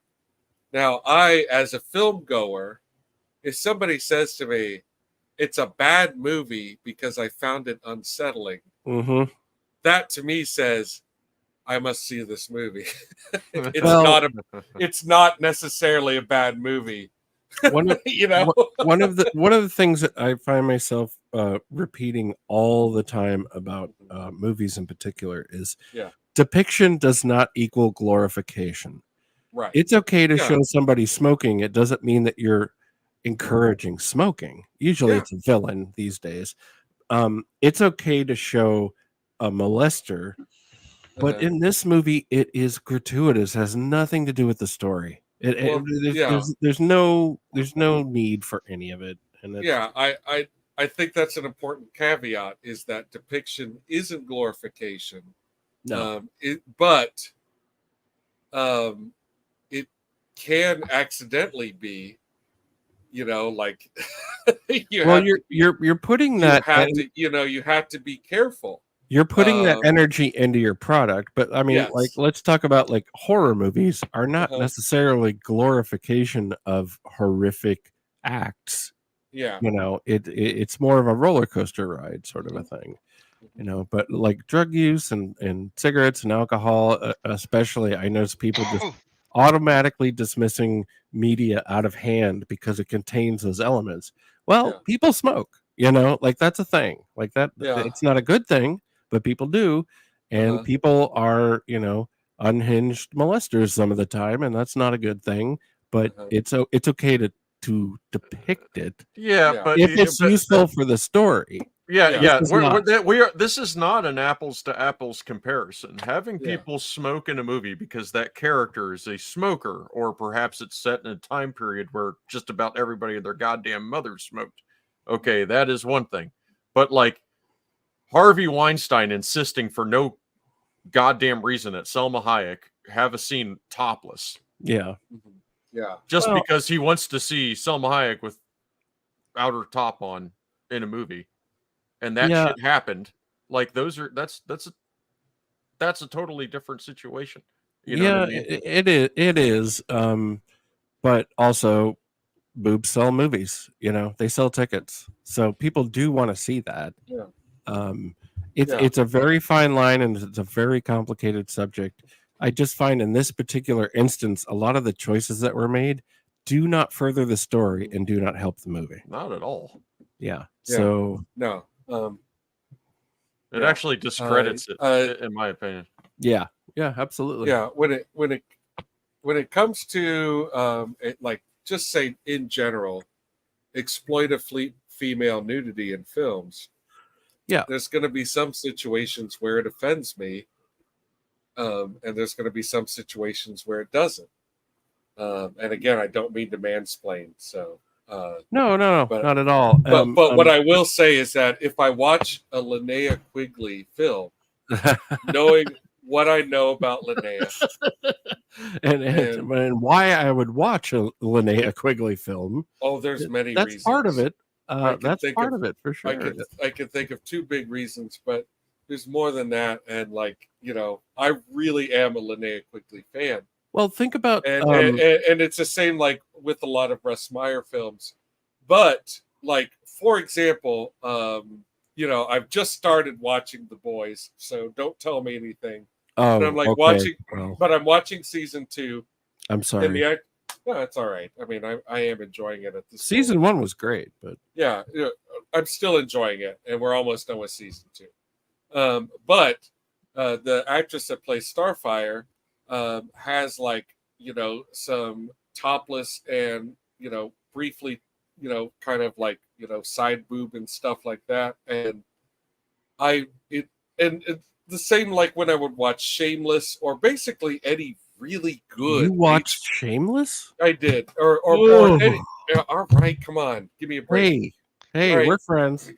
But any like cable really good show with really good actresses in it, it wears me out that they have to put on they do these wonderful performances, but they also have to do topless scenes. Like I'm not anti-topless scene, but why? No. Like can you just like not do that to really good actresses and really good shows where you're not having the same their male counterparts with their dicks out? It's a That's choice. like and it's a real fuck you to HBO to me. Like I get tired of that. we are seeing a lot more male nudity these Yeah. days. I mean, we saw Thor's stuff Mhm. in that movie, but like think back to the first Terminator. There is a big old love scene between her and Reese, Yeah, and it yeah, actually does matter to the story. yeah. It Yeah. feels a little weird, and it kind of takes you out of the story for a couple of minutes, and there's a little side boob and some stuff, but it's important for the plot. Yeah. It's And it important. was hot. And it was Yeah. kind of hot, and It was he's kind of hot, she's kind of hot, and Yeah. and it was it was tastefully done, Mhm. but you kind of needed to have that sex scene with them connecting as people across Let's give time. let's And give a 60-second warning to digression, but please continue. yes, all right. Well, let's move on. All right. Okay, we'll just move on. Yeah, let's move on. Okay, here we are in the barn that is a soundstage so that Drew Barrymore can work at night. And this is the final showdown. So were you While saying, while we were talking about other stuff, were you saying that the exterior of the barn was also on the set? no, not the exterior. Oh, just the Not the interior. exterior. Okay. Yeah. All right. Yeah. So you sometimes see Drew at night outside at dark, and that's pretty much all they could do. And then you will also see Drew from behind a lot while Which is things are probably blowing another up actress. at night. And yeah, that is probably her little person's double, because like I think you're right. I think her stunt double is a full-sized adult, Well, that one jump. but she has an acting double that is a little person. Yeah, they're limited and to you will and you'll 6 see or that. 8 hours on set, I believe. Yeah. So A normal shooting day is 12 hours plus. it's not just 6 to 8 hours. It's also during certain times. She can't do 6 to 8 hours. Right. Like midnight to 8 a.m. Including school tutoring on set as well. Exactly. Yeah. Dude, That's why they hire so many twins. Yeah.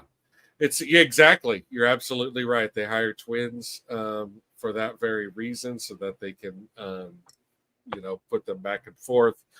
You see that a lot, but it just in the context of Drew Barrymore, it just seems so hypocritical and pathetic, to just be like, oh, but she'll be in bed by 10, don't worry, Yeah, well, she won't. She'll be at the limelight. Not till 3. Drew. She's Yeah. Well, they she's have got to a follow- club to get to. They have to follow the law. They have to. In a union production, you have to follow the law. So to catch up, maybe viewers like letting you know that so her dad. Oh, I'm gonna pause. Pause. Yeah, let's catch up. Gravy, hit it. Let's do it. What's that? Give us the Summary. rundown. We're behind. We're at gonna the story. pause. Okay. Yeah, catch us up. So her dad has sneakily stopped taking his medication to get his powers back, which he has successfully done. He has taken control of Martin Sheen's mind and organized an escape scheme to get him and her out of this horrible hellhole.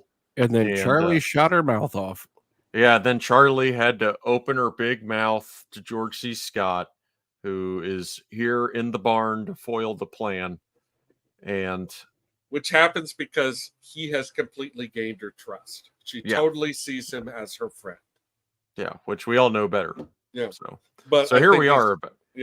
That's why the movie takes so much time on that, is because they really want you to sell her conflict. I have to say it doesn't sell it. I don't believe this moment. I just don't. I don't. Yeah. I don't either. And it's not for a lack of her acting. It's just I don't believe it as far as the story beat. The actors are doing the best with what they're being instructed to do. But like this scene largely doesn't make much sense. The minute she is back in the hands of her father, they're going to be out the door, dude. Out the freaking door. Yeah, all we kept saying during the viewing was run now, leave the barn now, run. Yeah. You're running and you're running away and you're running, and they just hang out there. Yeah.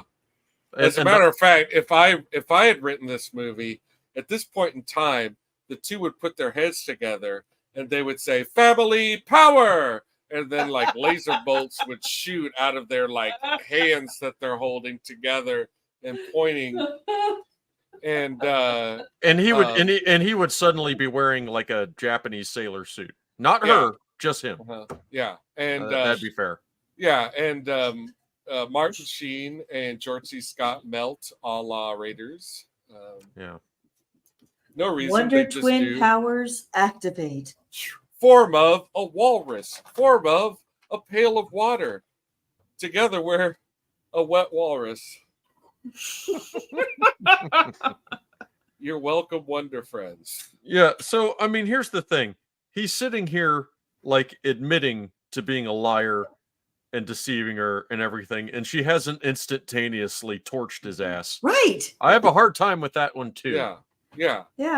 Like if that was me, and he tries to say, hey, you don't want to burn the horses or anything. Exactly. He warned her, and she doesn't.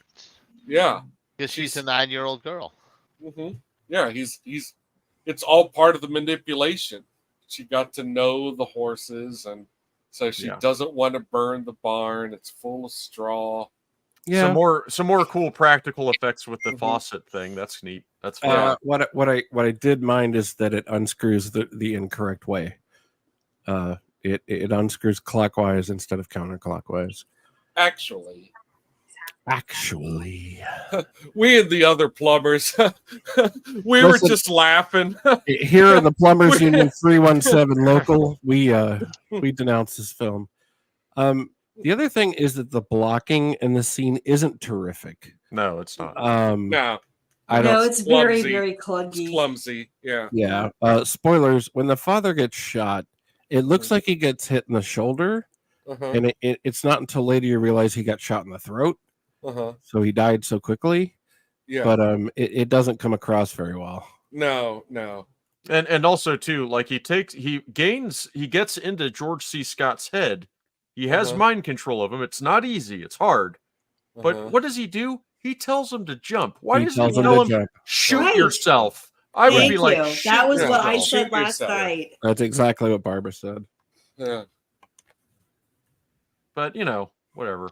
But then you couldn't have had the next. Yeah, but the movie has to happen, and yeah. But they lose an opportunity here because they could have done a lot more with this. Well, this movie goes, almost like 25 minutes past what I would recommend to be 90 minutes. Well, if you cut out all that Native American stuff and all the child rape. Yeah. This should be a 90-minute movie. Yeah, and it would be remembered better. People would enjoy it more. And you know what? This clunky ass scene would be a hell of a lot shorter. Can anyone please explain to me why her hair flies? Why they get the wind machine? Because it looks cool. Dude, I can't tell you how glad I am you asked, because I've been waiting. I've been waiting to drop this story. This has a story. Let's go. Mark L. Lester did want Stephen King involved, and he really wanted his approval. So he had Stephen King on the set from the very beginning. Big mistake. and talked to him a lot about what they were doing. And again, if you didn't grow up at the time, so you might not be aware just how much Stephen King saturation there was. I cannot say this enough. There were 5 Stephen King movies in 1984. Well, he was the biggest author in America at the time. Shit was going on every fucking year with Stephen King. And so Stephen King had a cocaine problem at the exact same time. This is really at the height of Stephen King's cocaine problem. He is, I don't even know if I should call it a problem, honestly. Lifestyle. This is several years of Stephen King's cocaine lifestyle. It was his regimen for writing. Yeah. He was making mad amounts of money. Anyway, he was on set and he was like, visually it would look great if you blew wind through her hair when she was about to blow shit up. And so they did it. They were like, hey, great idea, Steven. And then the movie comes out and Steven hates it. And of course, everyone's feelings are hurt. That's, again, Stephen King fucking hates the movie. Like, why does he keep hating the fucking movie? Well, and he's notorious for that. Yeah, and one of his criticisms is how stupid an idea it was to have her hair blow in the wind when she blows shit up, which, like, according to the director, was his fucking idea. He's just like, and another thing, this was dumb. So yeah. Well, it's he said, she said, but I tend to. Yeah, it's he said. Yeah. Yeah, I tend to believe that Stephen King just forgot that he even was there on set. Like, right? Probably blitzed out of his mind. Yeah. Okay, hell of a drug. Yeah. And so and also like. I want to point out that apparently Dino De Laurentis got Stephen King bug real bad. So he made he's a producer, if you don't know, who is extremely prolific and successful. Like we mentioned, like I mentioned 80s. Earlier, 80s and 90s. He did Conan. He did a lot of very famous movies. Lot of very successful films and not so successful. But like, for example, this movie cost $12 million to make, but it made $18 million at box office, so it was a success. Like that at was the time that was plenty. That was the kind of successes that Dino De Laurentis worked in. Cronenberg was a director for hire, because he had the rights to the Dead Zone and he wanted to make it. I think someone dropped out and Cronenberg was kind of a scratch in. So he made that. He made this, and he made Night Shift with Brad Dourif. Was that it? Night Shift? Night Shift with Michael Brad Keaton and Fonzie? Love broke up. Night Shift is the morgue comedy. Yeah. And after, okay. Let's get the slides going. Graveyard Shift. Getting Was late. that it? Okay. All right. Get your marshmallows and your graham finale. crackers, kids. Yeah. This is the big finale. But anyway, like Dino De Laurentis, like, really wanted King's approval. So after these 3 films, he was like, what the fuck's it gonna take? So he hires him to write the Stephen King's first ever screenplay is Cat's Eye, also starring Drew Barrymore. And a disaster. For Dino De Laurentis. And I also enjoy that movie. And then he eventually, and again, he was like, I still can't please this guy, so I'm going to have him direct a movie. I'm going to have Stephen King direct his own fucking movie. Jesus Christ. His own fucking movie. Yeah, he was like, because, like, he's got the rights to these things, and he's just trying to make the guy happy. Well, and trying to make money, but yeah. And trying to make money. Yes, that too. Well, also too, like he's probably viewing it as a partial failure if you have this incredibly famous writer, disparaging the movie adaptations of his books. But he You know, disparaged that's everything. He yeah, that's disparaged costing everything. that could be costing him an extra $1 million per movie in Yeah. potential ticket sales. Yeah. Sure. You know. So anyway, back to the movie. He is dead. He Nick, has Pete, Jared, there's a fire in the barn. Yeah. What is it, Lassie? It's Drew He has Barrymore, just- and he has she's just- pissed. Yeah. He's just instructed her in his death soliloquy to destroy them all, just basically kill everyone. And he's Burn it not all, wrong. baby. Burn Yeah. it down. Wrong. Burn it down. He tells her to do whatever Yeah. she needs to do to escape. And this is all practical effects. You will at times see the wires. I get it. Not the best, It's not a problem, really. but what is really impressive, in a world where you don't, quote unquote, see the wires, are the stunt people. There is a lot of full burn suit stunts Oh, that yeah. are amazing in this movie. Hardcore. Sequence. Yeah, You and know, I do like when a movie makes the burn suit all black, so that the fire is just sort of like blazing on them, and they're just sort of a silhouette in them, as opposed to put them in like the costume of the character or whatever. I think it looks a lot better, especially for night shots. Just make them all black, and they did that in this, and I think it looks really good. Yeah, and it's they do a really good job with this finale. It's they kind of like go through a sequence here where they're doing like an effect, and then they kind of up the ante, and then they kind of up the ante, and they're like do a little bit more and a little bit more, and I think they did a really good job with that. They're, like I said earlier, there was this specific effect where it's like the fire runs across the field, kind of like it did when it caught those guys, but then it like jumps off the ground and ignites this guy, Or it splits into different trajectories. Yeah, it's really really cool. It's a very satisfying conclusion. It really is. Yeah. It's a reward for getting through all the slog. Yeah. It's well earned, even That for a is, faulty movie. Yeah. The third act, man, the second, oh boy, there's so much of this movie that is a slog, but Now you get here and you earned it, baby. You earned it. Yeah, and I just want to bring up one more time, for a second time, that all of these idiots should be running. Yeah. And leave. a bunch of them stay to try and fight her with revolvers, and it's a little silly. The moment you shoot her in the face and you see an explosion in front of her face that didn't harm her, she starts blocking bullets. stop shooting. Turn and run, idiots. Stop shooting. Exactly. My favorite though is still I'm going to run Run into away. this large wooden building. Uh-huh. That will surely protect me from the fire.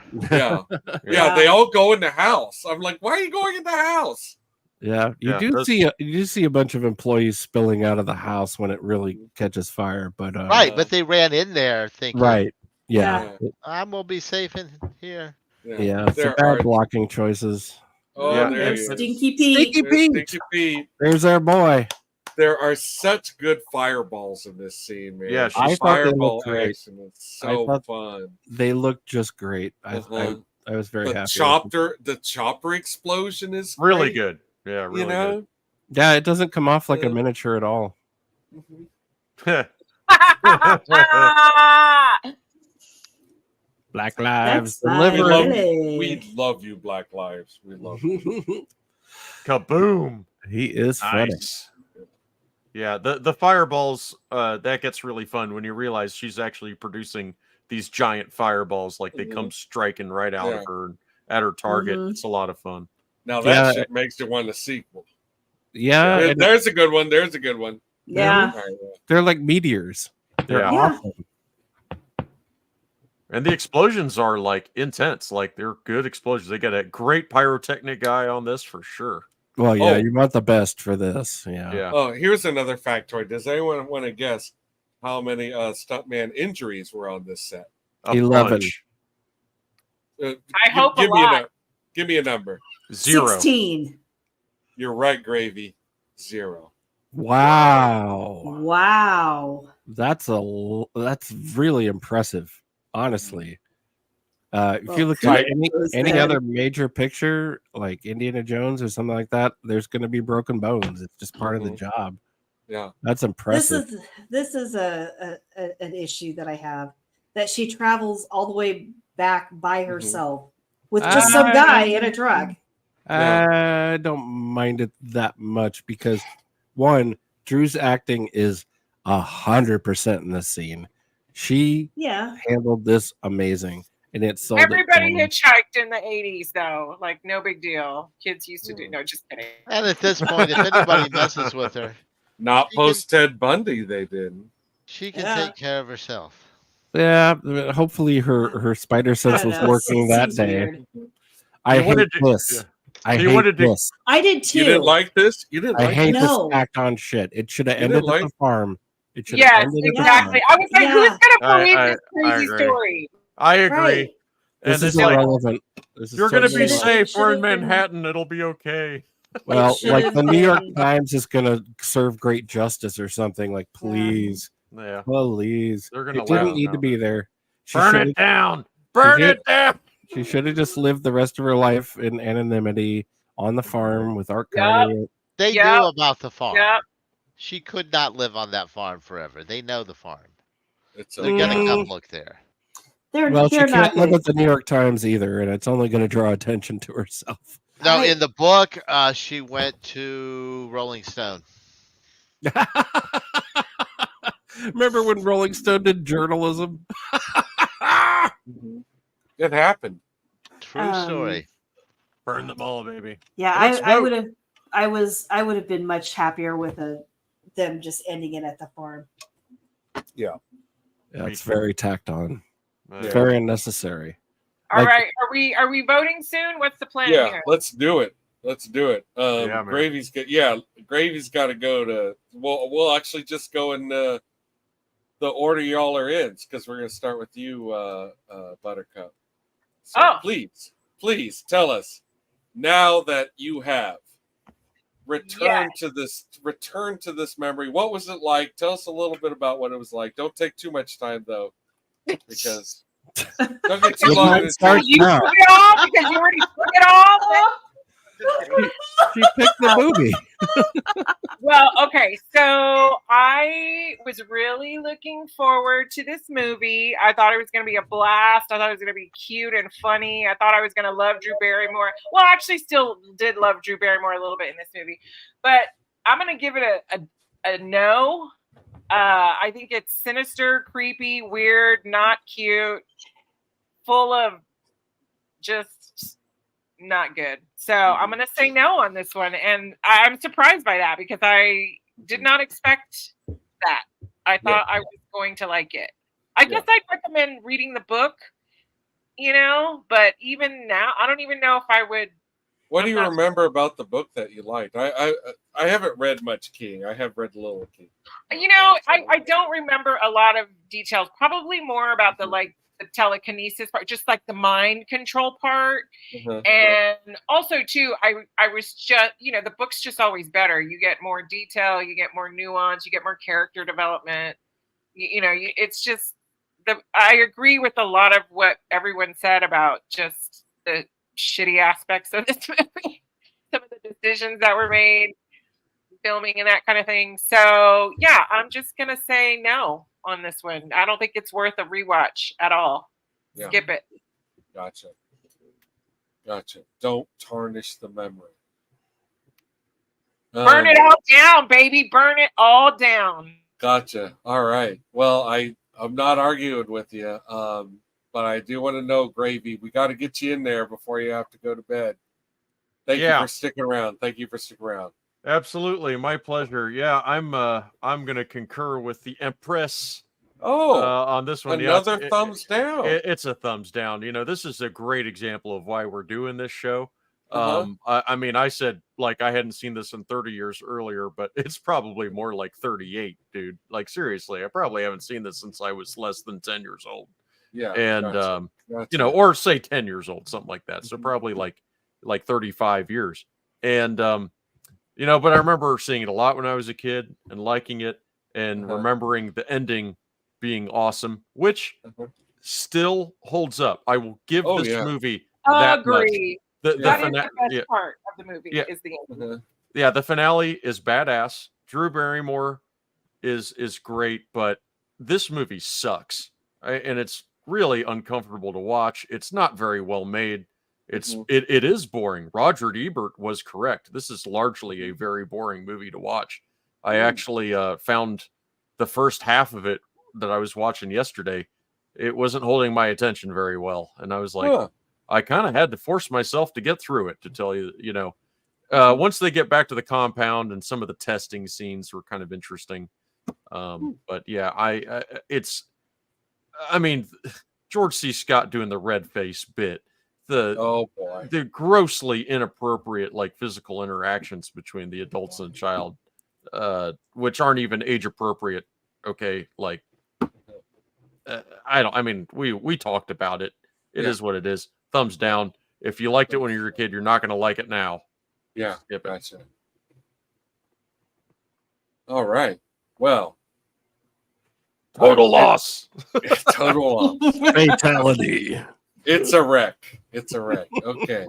We got a thumbs down, and we will go ahead to you, Adam. How you feeling? I feel less good about it than I did last night. Yeah. Like I said, I thought I had seen it or seen enough of it, but when I watched it, I realized that I had really not seen it at all. Last night in my mind, I was thinking I would give it a 6 out of 10.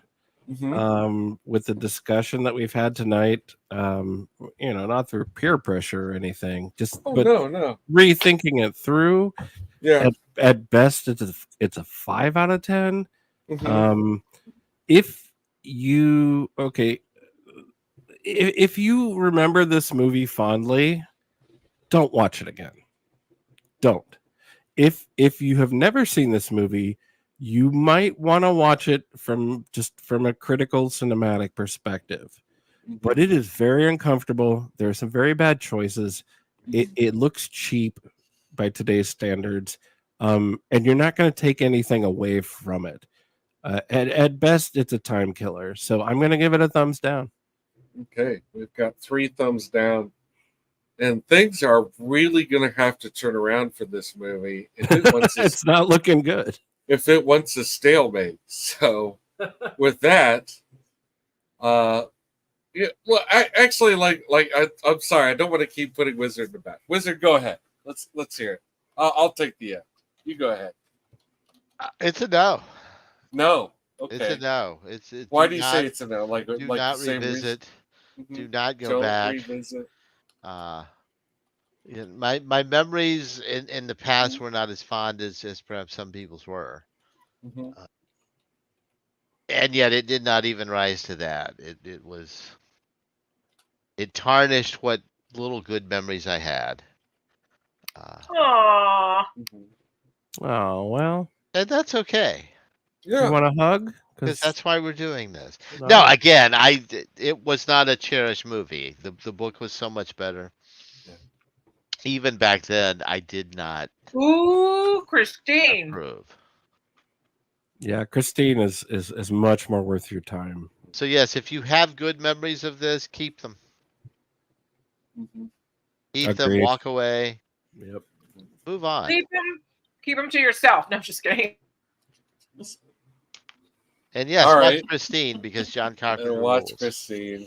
No, watch Creepshow because Creepshow isn't just one of the best Stephen King adaptations and one of the best George Romero films. It's one of the best things that humanity has ever created. Well, I mentioned it. There you go. I mentioned it because meteor shit. Stephen King's performance in that is pitch perfect. Oh God, it's the best thing. It's pitch perfect. I need to rewatch that one. That there is so many Stephen King adaptations that it is Well, I'm only speaking for myself. the absolute best. You know, Yeah, that as a really film, says so. I can't think of a better King film.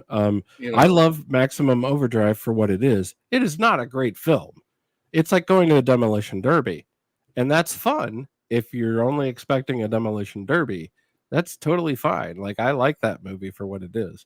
But if you want to talk about like the most worthwhile King film, it's Creepshow hands down. yeah. I love The Well, Shining. The Shining is the other one that really gets me. And so, like, it is like The Shining and Creep Show, but I'm also talking about Dead Zone, as we mentioned, Carrie, Christine. I need to rewatch that for sure. Christine has aged very well. The Dead Zone. Christine was made to be timeless. I think. I think I Cujo. love that. I think Cujo is better than what its rep gives it. I feel the same way about Silver Bullet. I think Silver Bullet. God, there you go. Silver Bullet, 1984. Works Jeez. every time. Yeah. But yeah, I think Silver Bullet is better than people initially remember it. Oh,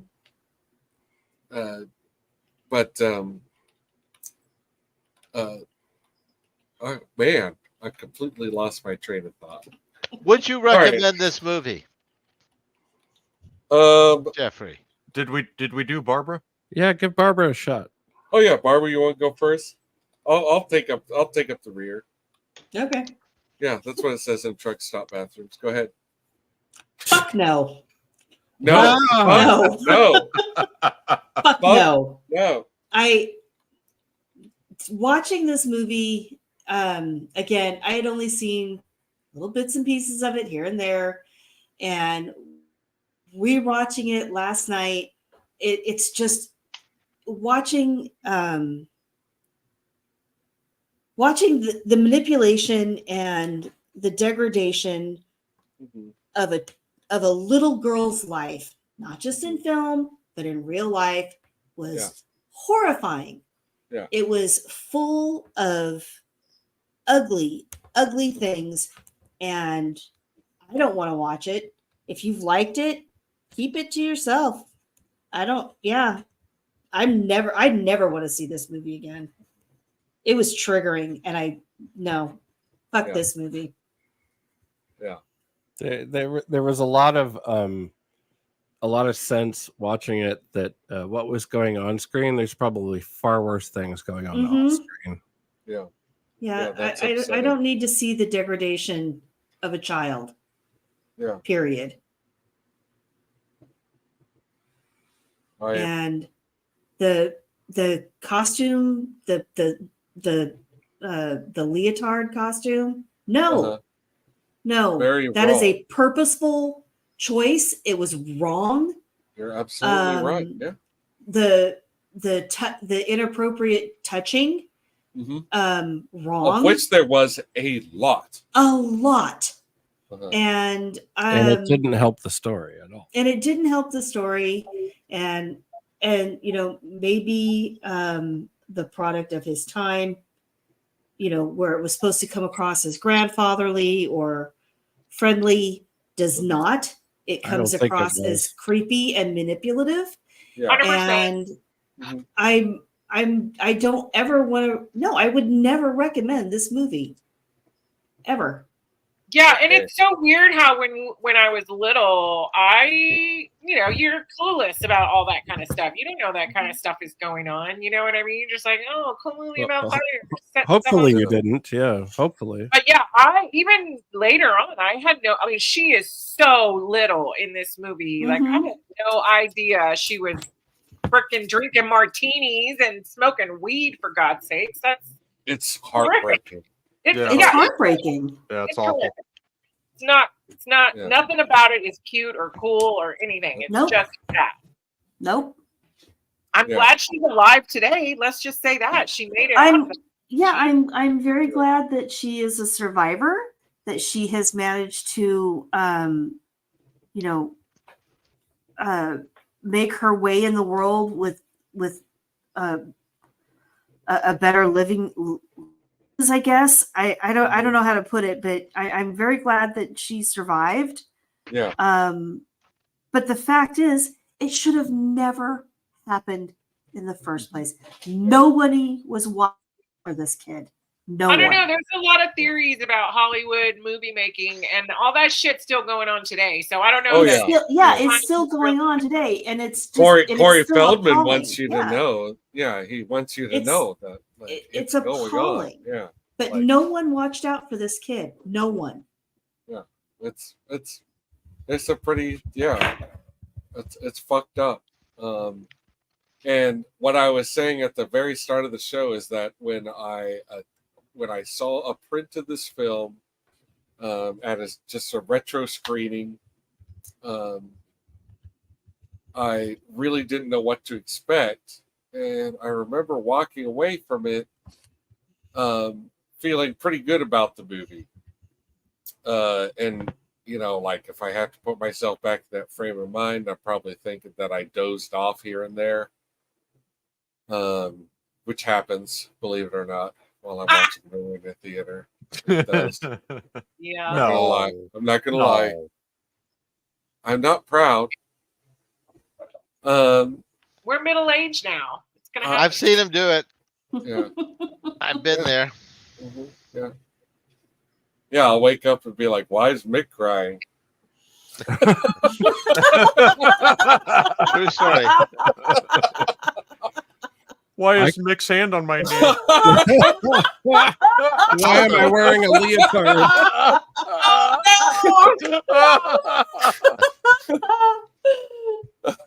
You don't know I'm wearing one now. But it was a very different experience this time around because of all the hands-on acting with Drew Barrymore, who is magnificent in it. And I don't actually hate David Keith in it, but this shit is truly fucked up, and I like, just for trigger purposes, you might not want to listen to the next minute of what I'm about to say. Uh-oh. But I'm listening. In the barn scene, Drew Barrymore asked David Keith for assistance in drumming up actual tears for the scene in which he was dying by spanking her, and she asked him. I'm gonna puke. Sorry. Gross. That's gross. Wow. Sorry. And he did it. Wow. So yeah, what I said earlier appears to be true. You can listen now. You can listen now. We're done. What was off screen was worse for sure. Wow. Yeah. I think we were already triggered enough. Yeah.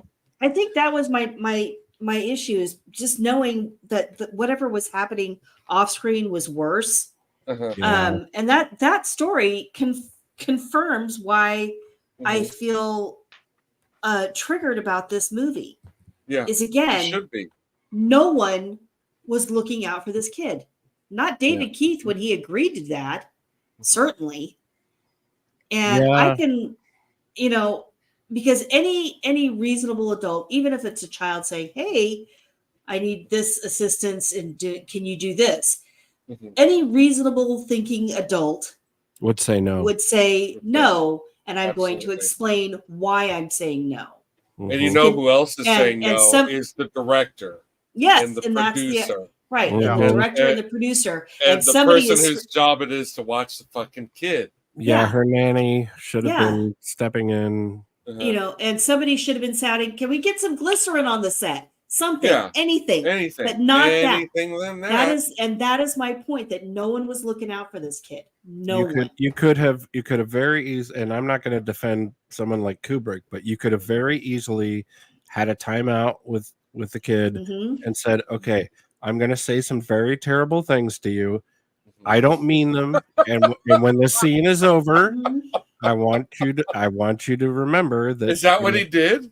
No, I'm just Kubrick, Kubrick abused the hell out of Shelley Duvall and a bunch of other people in his other movies. He was a sadist, but and I'm not excusing that behavior, but rather than physically spanking a child? Yeah, there are That is alternatives. messed Yeah. up. That is Yeah. messed up. Yeah. He could have set her aside and said, think of the worst nightmare that you ever had. Mhm. Think of something really scary like your parents dying, but it isn't true. Just Or pretend the pet, for a or few a minutes. pet.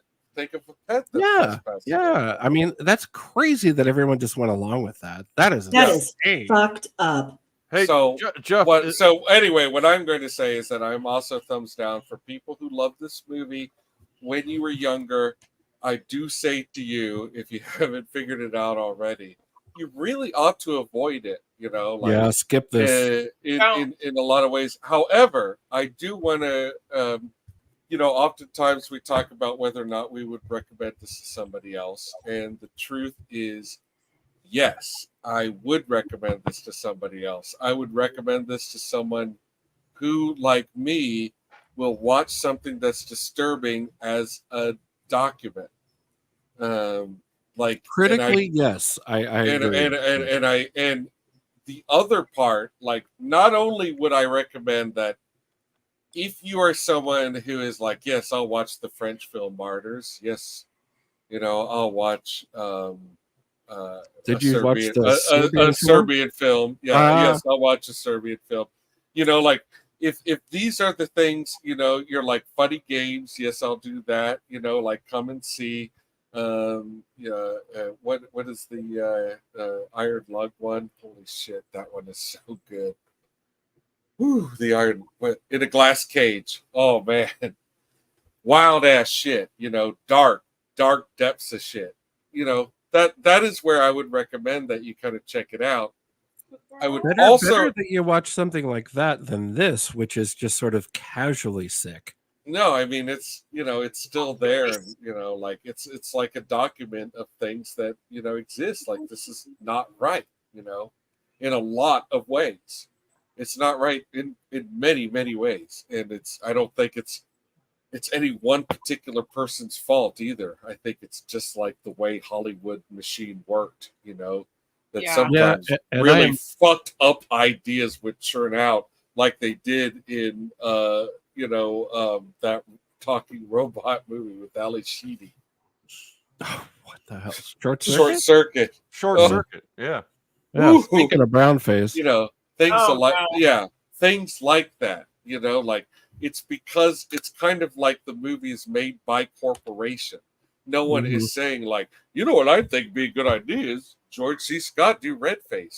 And yet that is still the product that you wound up with. You know?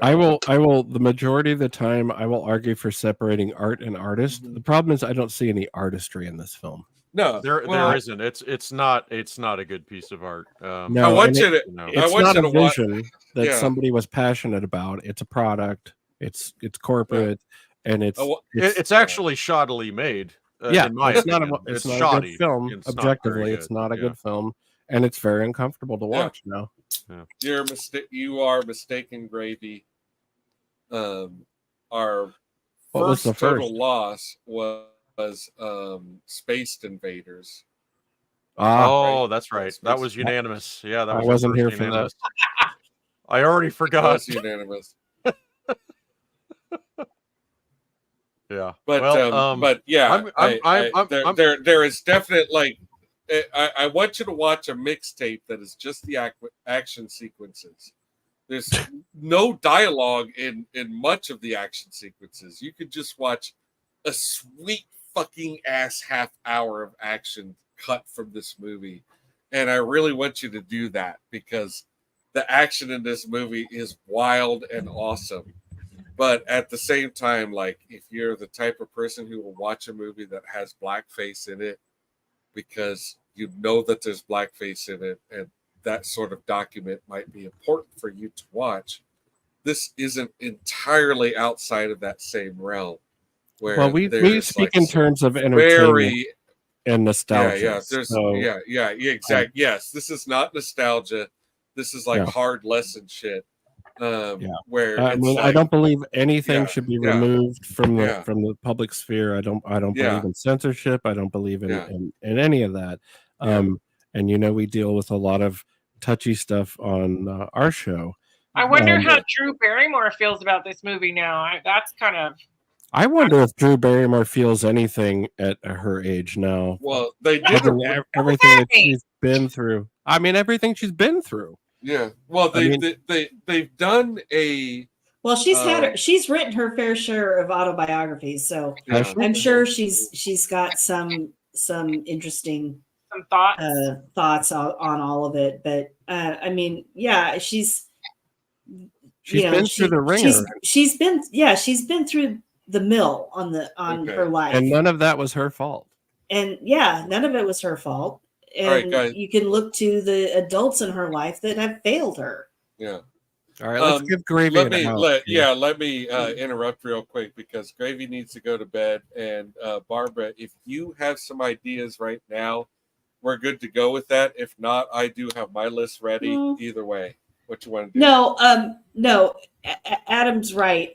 Heather's shot quickly when we were talking about movies. All right, sure. It shot quickly up to the top of my list. So it's Heather's. It's Heather's. All right. Good deal. We're doing Heather's. Okay. I don't think I've seen Heather's. I don't know how I missed it, but I think I might have missed that. Winona Ryder and Kristen Slater. I know. I remember when it happened, but I think so I good. missed it. I don't know. We'll have to watch it to see if I remember. You'll have to watch it the first time and then watch it again immediately after. I can't wait. This is nostalgia. So great. What do you remember about Heather's, Barbara? Oh my gosh. Well, before we do that, let's get Gravy to get going. Yeah. Good night, guys. We love you, Gravy. Good night. Love you Take guys. care, buddy. Well, Good night, Gravy. Heather's. Good night. See ya. Bye. Okay, Bye. now. Also, can I just say now I'm sad. We should have picked Planet of the Cave Bear. Said no one ever. Buttercup, if the next time it's your choice and you just want to go with one title and be like, this is what we're watching, I would definitely not be angry about Clan of the Cave Bear. No way. I'm gonna watch it on my own. Fine. Yeah, you could do that too. Yeah. I just heard that movie was like a production nightmare, like crazy. Yeah, I heard that too. Yeah. Anyway. Did Anthony Burgess do the dialogue on that one? Was that his? I don't know. I don't know. I want to, because I know that Anthony Burgess has worked on scripts that he didn't write because he's kind of a linguist. And I feel like that might be one of them, but I can't remember. Well, also too, like the book was first, and the book is phenomenal compared to the movie. So the movie's really stupid compared to the book is always better. Clockwork Orange is the best example of that with Anthony Burgess. I mean, the books are always better because you have your imagination and you have time. It's all 99% of the time the book is always better. We read Planet of the Cave Bear as a family when I was young. Wow. Did you guys go see the movie in the theater?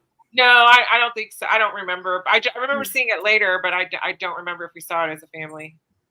I have no exposure to that movie. It was an HBO staple as well. Yeah. It certainly was, yeah. We saw it on cable then. Maybe it was a shorter run, but it was on for a while in rotation.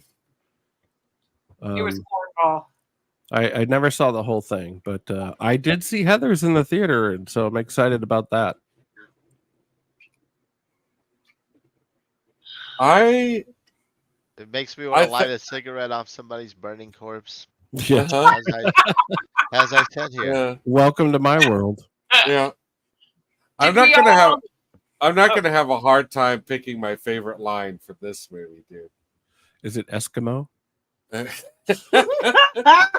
Teenage suicide. Don't do it. Teenage suicide. Don't do it. I love my dead gay son. Yep. See, I don't think I watched it. None of this is ringing a bell. Oh man. I can't wait to How did I miss this? Vic stole mine. I love my dead gay son. That's it.